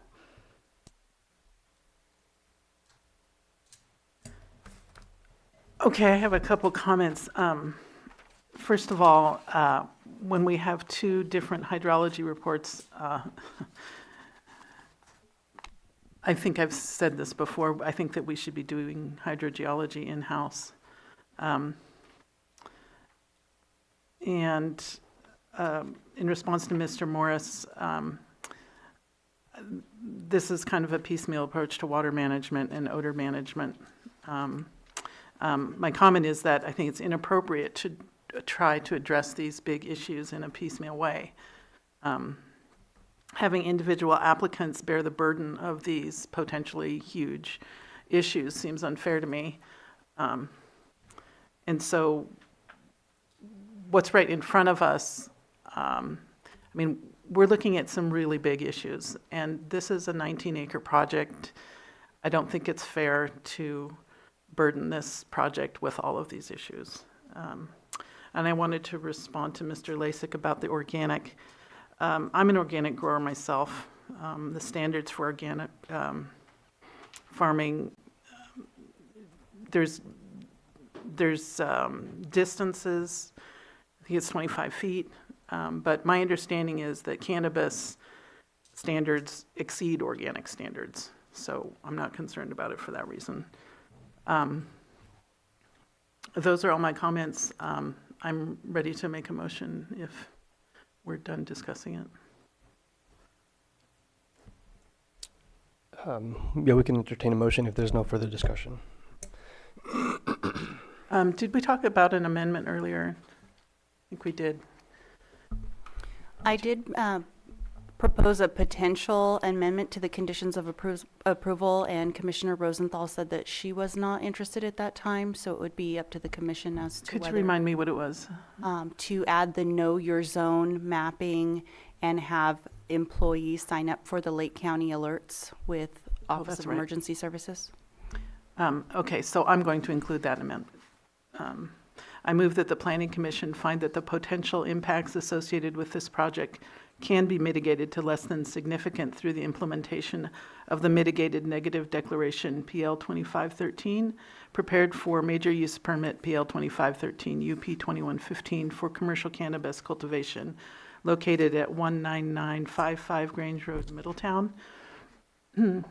Will not have a significant effect on the environment, and that the Planning Commission adopt initial PL 2513 IS 2116 with the findings listed in the staff report dated December 11th, 2025, and memorandum dated January 8th, 2026.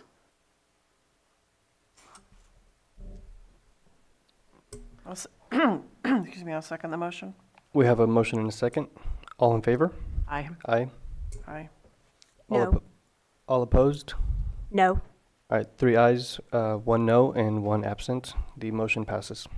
I further move that the Planning Commission find the Major Use Permit, PL 2513, UP 2115, applied for by Rancho Lake LLC for the property located at 19955 Grange Road, Middletown, does meet the requirements of Section 51.4 and Article 27 of the Lake County Zoning Ordinance, and that the Major Use Permit be granted as amended based on the findings and subject to the conditions included in the staff report dated December 11th, 2025, and memorandum dated January 8th, 2026. I'll second. I got a motion and a second. All in favor? Aye. Aye. All opposed? No. 3 ayes, 1 no, and 1 absent. The motion passes.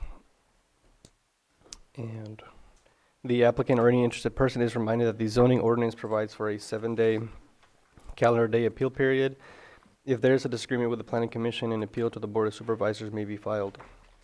The appropriate forms and applicable fee must be submitted prior to 5 p.m.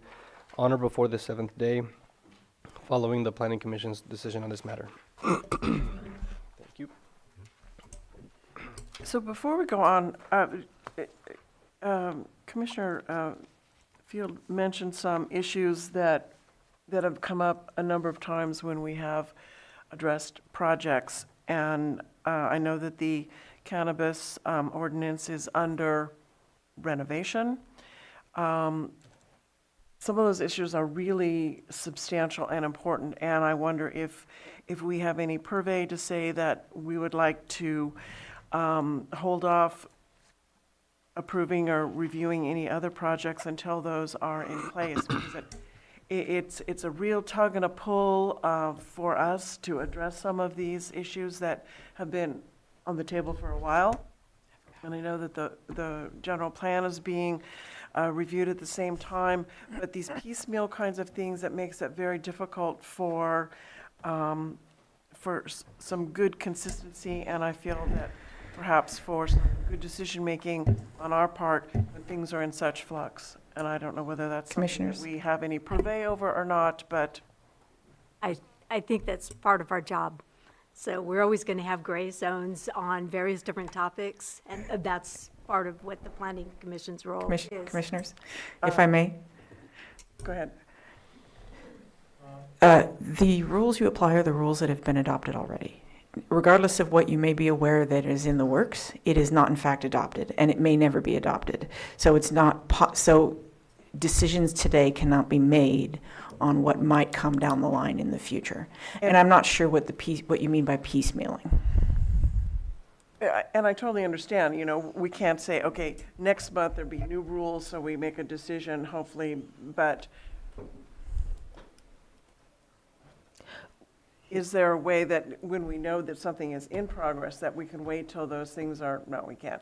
No, the Right. rules, yeah, the rules that apply are the ones that are currently adopted. Those are the rules, and part of the reason is because the public has an interest in being able to rely on the rules that have been adopted and being able to function under the rules that have been adopted and not being delayed or changed or, even though they follow the rules as intended, we don't want the public to be penalized for, or potentially appear to be penalized for potential rules down the line that might come or might not.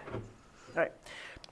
I understand all that, it's just not very ideal. It's a nice thought. Yeah, I think it's a good, Roll it out. this merits consideration, but I'm not sure right now is the venue. No, it just, that it, and I understand rules and how they work, but. All right. So we'll continue on where we left off when we move to move item 6A to after 6B. So we'll continue. Mr. Chair? Thank you, everyone. Mr. Chair, effectively, what the commission did was table the item at the beginning of the meeting, so there would need to be a motion to bring the item from the table to be heard now. And may I request a 5-minute break? 10, 5? Sure. Okay, we'll do 10. We'll do a 10-minute break. It's 10:52, so we'll be back at 11:08.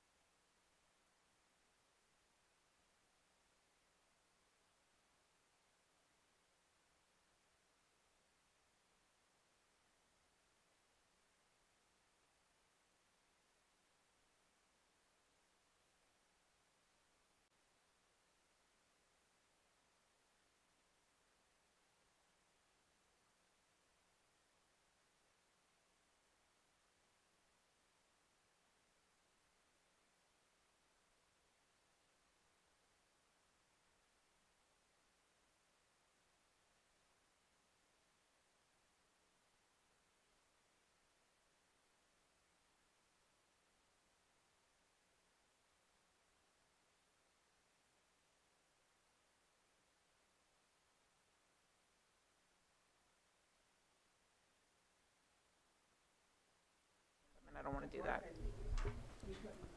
They're trash anyway, they're not worth keeping. Some of them are still. All right, welcome back. We'll continue with our planning commission meeting. Anyway, you'll have to come over. I am waiting for a motion to We'll mull it. take up an item that was tabled earlier today.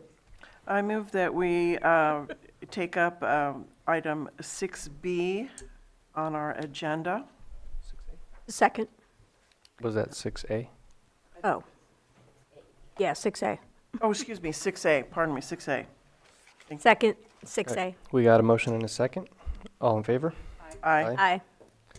All opposed? None, and the item has been opened.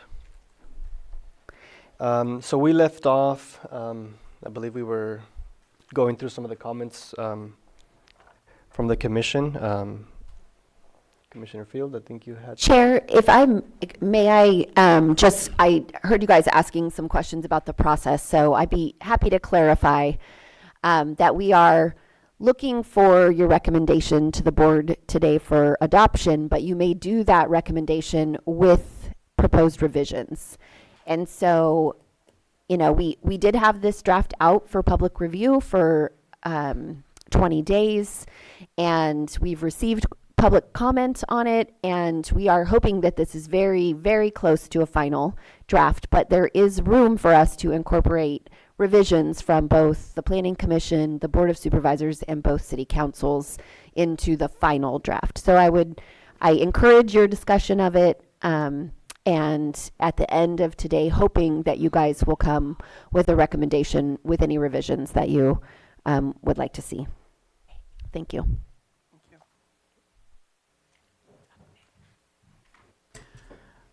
I have some comments, but I'm not sure that they constitute recommendations to revise.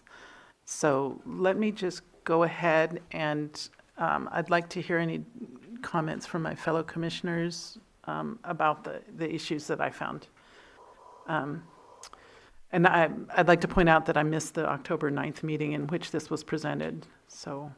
And I was disappointed that we did not have minutes for that meeting so that I could see what happened. The increased temperatures and increased precipitation, the records only go back to 1961. And I think it would be useful to look at other areas that have more extensive records. I felt that the definitions of drought and flooding and the things at the very beginning of each little section were kind of embarrassing. I think that everybody knows what flooding is and what a drought is. I mean, most 5-year-olds know the simple definitions. So I felt that we need to raise the level of the writing a little bit. The maps would be far more useful if they were interactive and more detailed.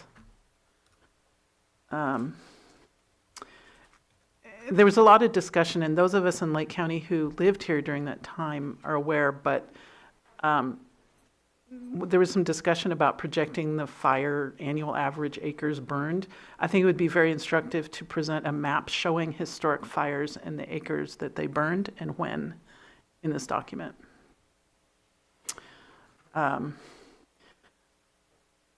There's a statement about homeowners insurance, and I want to say the page, but the page numbers didn't line up for me. They were off by 10. So, and I think that's just about the way that it was put on the interwebs. The statement about homeowners insurance, it seems obvious to me, but I think it would be appropriate to address the effect this is having on home values. Because my observation is that, for example, in the Rivieras where it's almost impossible to get homeowners fire insurance, property values are declining. Air quality, this is something I'm willing to vote about. Prescribed burning to increase air quality, that seems ludicrous to me. There's got to be some alternative methods of reducing combustibles like chipping and composting. That's something I want to vote about to change. That's ridiculous to do prescribed burning to improve air quality. I think that's about it for now. My main complaint about this document is that it identifies problems, but doesn't do anything to solve them. That's the nature of the document, I understand that. But I also like to comment that I noticed that a lot of the language does try to resolve the problem, so I thought that was just kind of interesting. I guess one comment on that prescribed burning and land management section for under air quality. I think that comes more into like land management, and obviously when prescribed burning happens, so that you don't have, they say you don't manage your land and then you get a huge fire that then, is uncontrolled and then causes, the lowering of the air quality, and then, everything that comes with the smoke affecting, certain communities or, other items that are described here. But I think it goes into that. I understand that it does sound, why would you prescribe burn? And then, of course, smoke is going to come out of that as well. But I think it goes into land management, that is one of the strategies that are used, for that. Yeah, reason. I understand that. I just feel that there are alternatives that are more, that are better, chipping and composting, for example. Yeah. But yeah. Just a question on, this is, I think it's fairly well laid out, and certainly on the various action items, it does go and delineate different things out, and one of them, of course, is cost. So, adding up the cost of this is expensive. No, I know that was a bit of sarcasm because it's always expensive, but is there a strategy, is there a plan, or is this can't be certainly funded through the county budget? Is it going to be grant funded, or what is the strategy to hopefully implement some of these recommendations? I think it's a multi-fold strategy: grants, county programs, collaboration with community-based organizations and NGOs.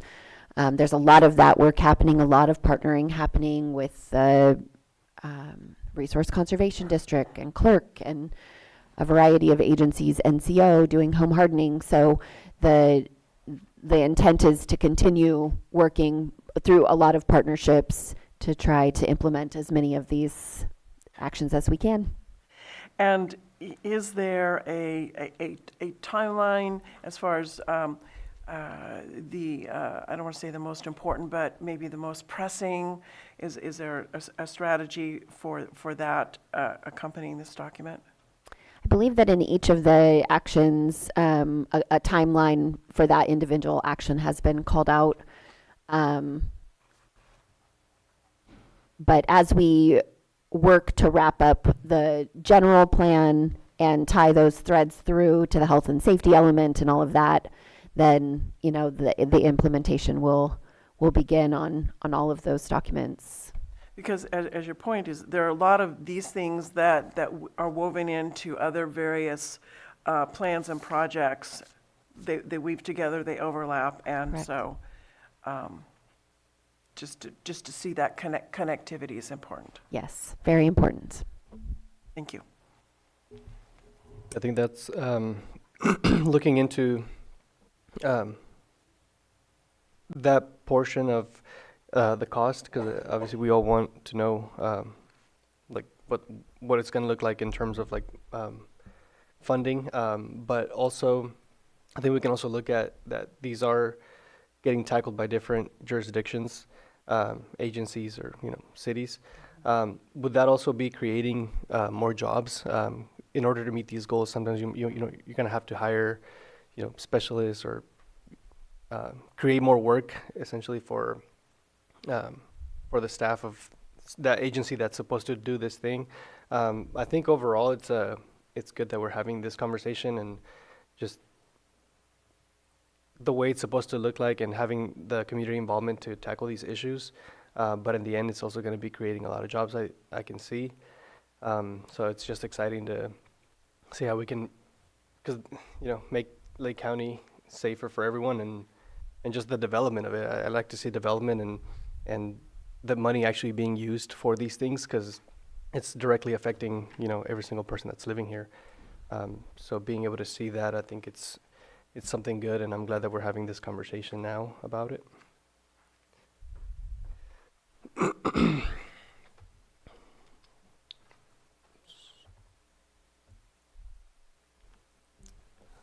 Do we have any other comments? We can open public comment. So we'll take a look in the Zoom room to see if anyone there wishes to speak. We'll just kind of get them ready, but we do have someone in chambers. Please state your first and last name, and you'll have 3 minutes. Happy New Year again. First of all, I want to thank the work that Shannon has done. I've been to a lot of these advisory councils, and she's been all over the map trying to get information, so that's really good. But the one thing I did want to maybe kind of speak to your concern about the prescribed burn, because I've, as Michelle might be aware, I'm trying to go through that myself right now. I think there's a distinction, and I agree with you to some degree. If you're just a suburban neighbor and you're putting a big pile of leaves, that should be mulch, that should be compost, that should be chipped. That's going to certainly degrade the air quality and not have a tangible benefit. There's better ways to do it. But I live on very rural land, which is chaparral, for about over half my property. And chaparral is designed to burn, and it's evolved and needs to burn in order to regenerate. So a lot of the seeds from creosote bush and buckbrush and things like that depend on fire. Prescribed burns actually does help the environment, and to your point, Chair Chavez, it's a little bit of pain now to avoid a massive, complete. When the Valley Fire and the Mendocino Complex fires were here, the entire sky was completely obscured. You couldn't see the sun. But managing it through what the tribes call good fire, those types of things I think are really important. I would like to see the county embrace that. Right now, the permit process is a little bit confusing. I think there are things we can do to embrace it. And I understand that some of these things were written years ago with different philosophies. So I think this is a really good opportunity to revisit that. There is a way that having good fire not only helps, resiliency, but it does result in a net aggregate effect of better air quality down the run. That's my comment. And again, I want to thank Shannon for showing up to all these meetings. All right, thank you. I'd like to respond to that just briefly. I stand corrected. I recall now that redbud seeds, I believe, have to burn in order to grow. That may be remedied by boiling them. I'm not an expert in this, but.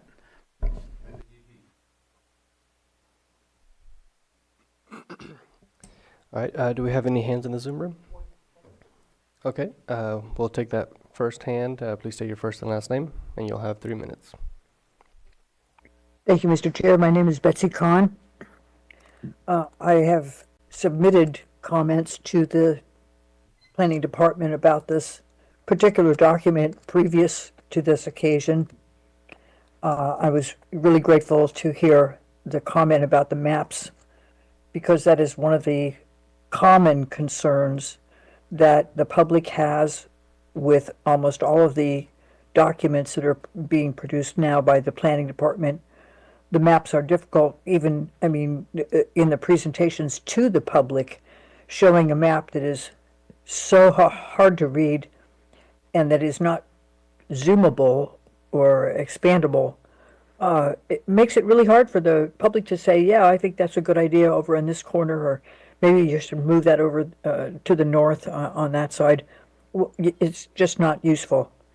And that's very important. The other three comments I have are, there are many, many descriptions of situations and conditions in the county, but very little actual data. And in any case, there are no hyperlinks to the sources of the statements, or bibliography of documents that are used to assert these positions or descriptions. And then the actual ties, as one of the commissioners was speaking about, the ties to the other related plans and how these things go together. We already have a significant investment of millions of dollars in our natural hazard mitigation plan, our community wildfire protection plan, and our soon-to-be the general plan updates and the local area plans. So while this may be suitable to meet a particular state criteria for a category called climate change adaptation, it's not substantive enough to make it helpful to the public to work with.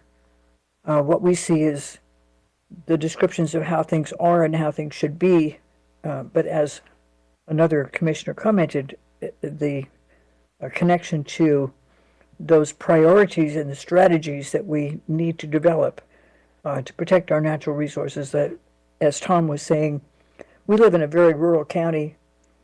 Trying to fix the county so it doesn't have the propensities for fire and flood is an impossible concept. So it would be good to have these things tied practically to what we need to do with our infrastructure. Thank you very much. Thank you for your comment. I All second right, do we have any more hands in the Zoom room? Okay, no more hands in the Zoom room.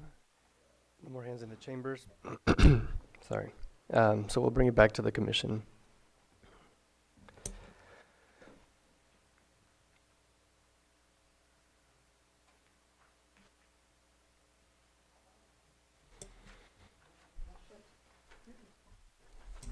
I would like to just point out that in the end notes, there are more than 3 pages of documents that were referred to, 69 altogether, I believe.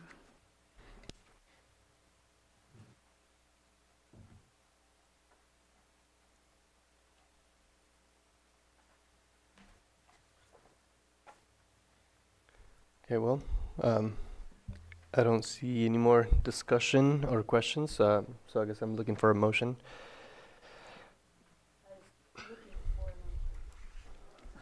Should be in the memo. Second page, it wasn't printed out. I think we only got the first page.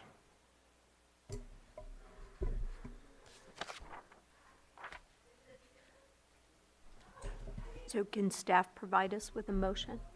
I'm happy to make one up if it's adequate, if Nicole is good with it. I move that we send this to the Board of Supervisors. With a recommendation of approval. I approve recommendation of approval to the Board of Supervisors, the Lake County Climate Adaptation Plan. I'll second. Okay, we got a motion and a second. All in favor? Aye. Aye. All opposed? None, and 1 absent, and the motion passes. Thank you. Okay, thank you. Is there a chance that I could get the PowerPoint? I would like to share this just for informational purposes with the Ag Advisory. Absolutely.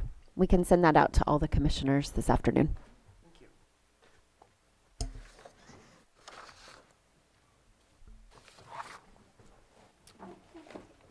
All right, so we'll go ahead and move on to item 7 for non-timed items, which there's nothing there.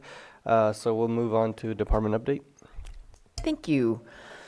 For today's department update, staff has actually compiled the statistics the Planning Commission wanted to hear about regarding our ongoing cannabis-related businesses.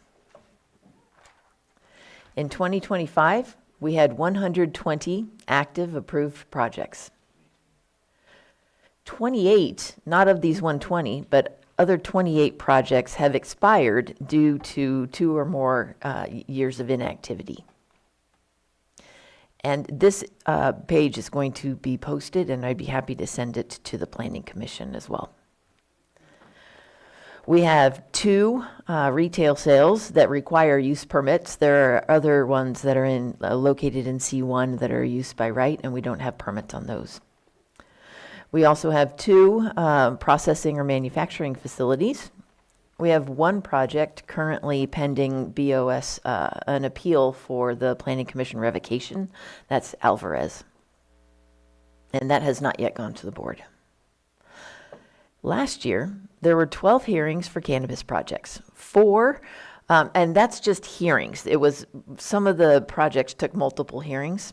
So 12 times, the Planning Commission heard about cannabis projects. 4 of those projects were approved. 3 of them were denied. 1 is pending appeal to the board. We had 13 transfers of cannabis use permits. That just means the ownership of that permit has changed. Total active approved canopy is 417.95 acres. However, with the opt-outs and the reduced canopy, our best estimate of actual grown cannabis in 2025 was 156.39 acres. Staff completed annual compliance monitoring site inspections for 110 cannabis projects. Multiple violations discovered, resulting in violations being corrected on site, and additional building permits getting applied for. So bringing those into compliance. Referrals and assistance for violations requiring immediate action were sent to code enforcement, Lake County Sheriff's Office, and some state agencies. And we do thank them for their continued ongoing support and quick responses. 17 cannabis projects opted out. And the total canopy not grown identified by opt-outs is 97.18 acres. Then 45 projects submitted reduced canopy requests, totaling about 164.38 acres. 45 projects, or 45 of our permittees, for a total of 164.38 acres. Don't ask me why we're going down to the 0.38. That seems a little small for me, but. And then the total active approved acres not grown identified by opt-outs and reduction requests was 261.56 acres. So that brought us to the 156.39 estimated cultivated last year. And I'm happy to get a copy of this distributed to you. What do you anticipate for this coming year? We have a deadline now that's going to be updated into Article 27 of a June 1st request for opt-outs and reduced canopy. So at this point, I have no idea.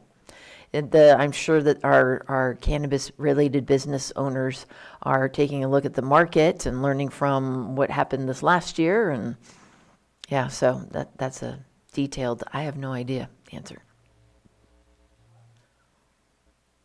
So regarding the transfers, so these are transferred from the applicants to someone else that's going to be managing or taking over the operation? Yes, it's a direct transfer from a permittee to another permittee without any changes in the project itself. Changes in the project itself could either happen during like a director's discretion if there's no impact of environment. Which, for one example, is recent cannabis growing in greenhouses. They couldn't afford to install their lights, so they were asking for director approval to have the greenhouse growing, but no lights. I okayed that.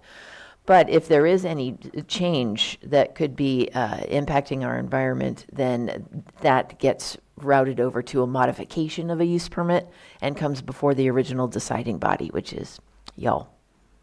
In most cases. And when these transfers are occurring, the new app or the new what would it be like? Permit owner? Yeah, Mm-hmm. permit owners or Permittee. operators. Those they go through the same background checks as Yes. the original.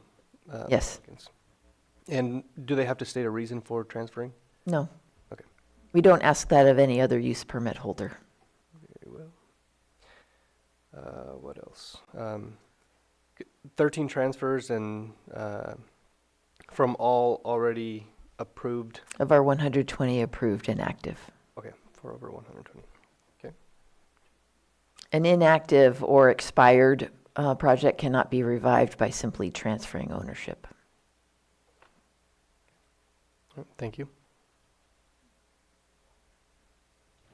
Yeah, that's interesting. What about maybe it's not part of the report today, but regarding water use, is that something that's also accounted for when we do the? Yeah, there's a requirement to report that in their annual performance report. Okay, and if you know this information off the top of your head, do most projected water use for these projects, are they meeting that or below, or are they requiring more water than what they had projected? Since staff has not brought any alarm bells to me regarding water usage, I am comfortable saying that they're within their required amounts, or their allotted amounts. But I will let the Planning Commission know if I get corrected once I get back upstairs. Mm-hmm. Okay, good. What else? Okay, I think those are my questions. Are you seeing a rise on the opt-outs, an increase? You know, I would defer that to Mary. They seem to be consistently. I'm going to defer that to Mary to see if she's attending online. I know she said for this year or this last year that folks were doing more reductions than opt-outs, which was a change in trend from what I understand from the last couple of years. Okay. That's encouraging. Yeah, so they're actually using their businesses rather than just totally opting out for the year. So. Mm-hmm.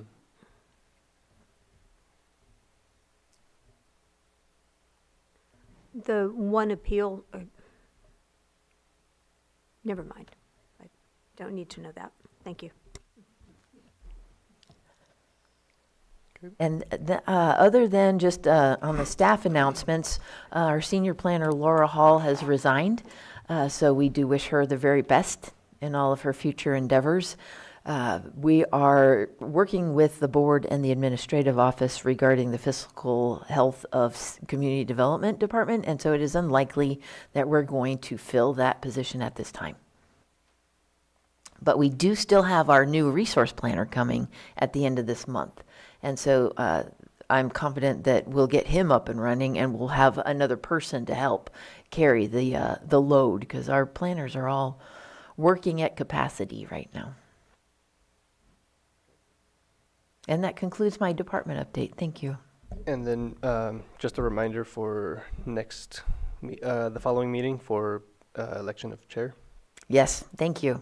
Pam has not been with us for a full year and didn't know to ask me to remind me that I was supposed to tell her to put the appointment of the chair and vice chair on our agenda. We'll have that next meeting.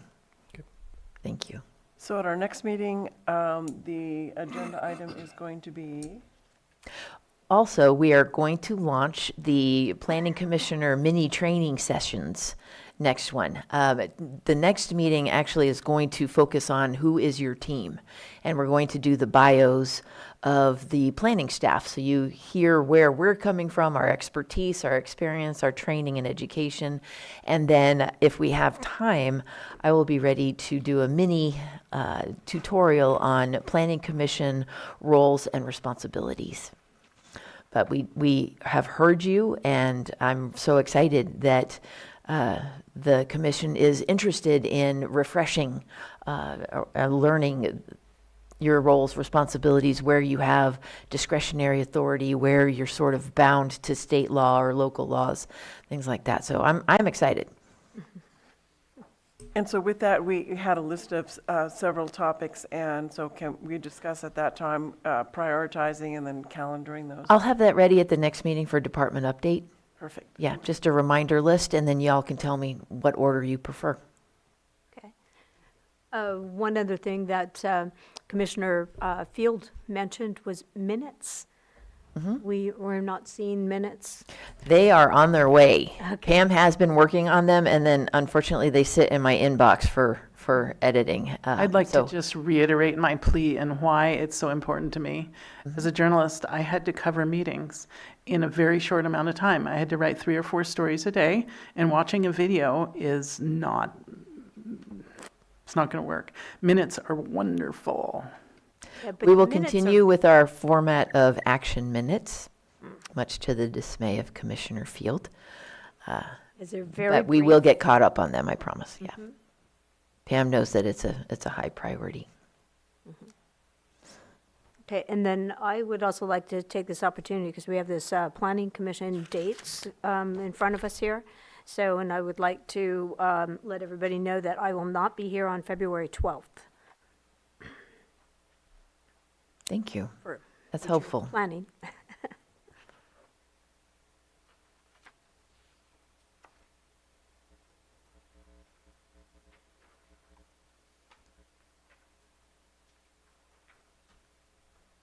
All right. I believe that concludes our meeting. We'll adjourn the meeting at 11:41 a.m. In adjourning the meeting, anybody else having problems with connecting with their District 1 or their District Planning Commissioner email? I am. I have. And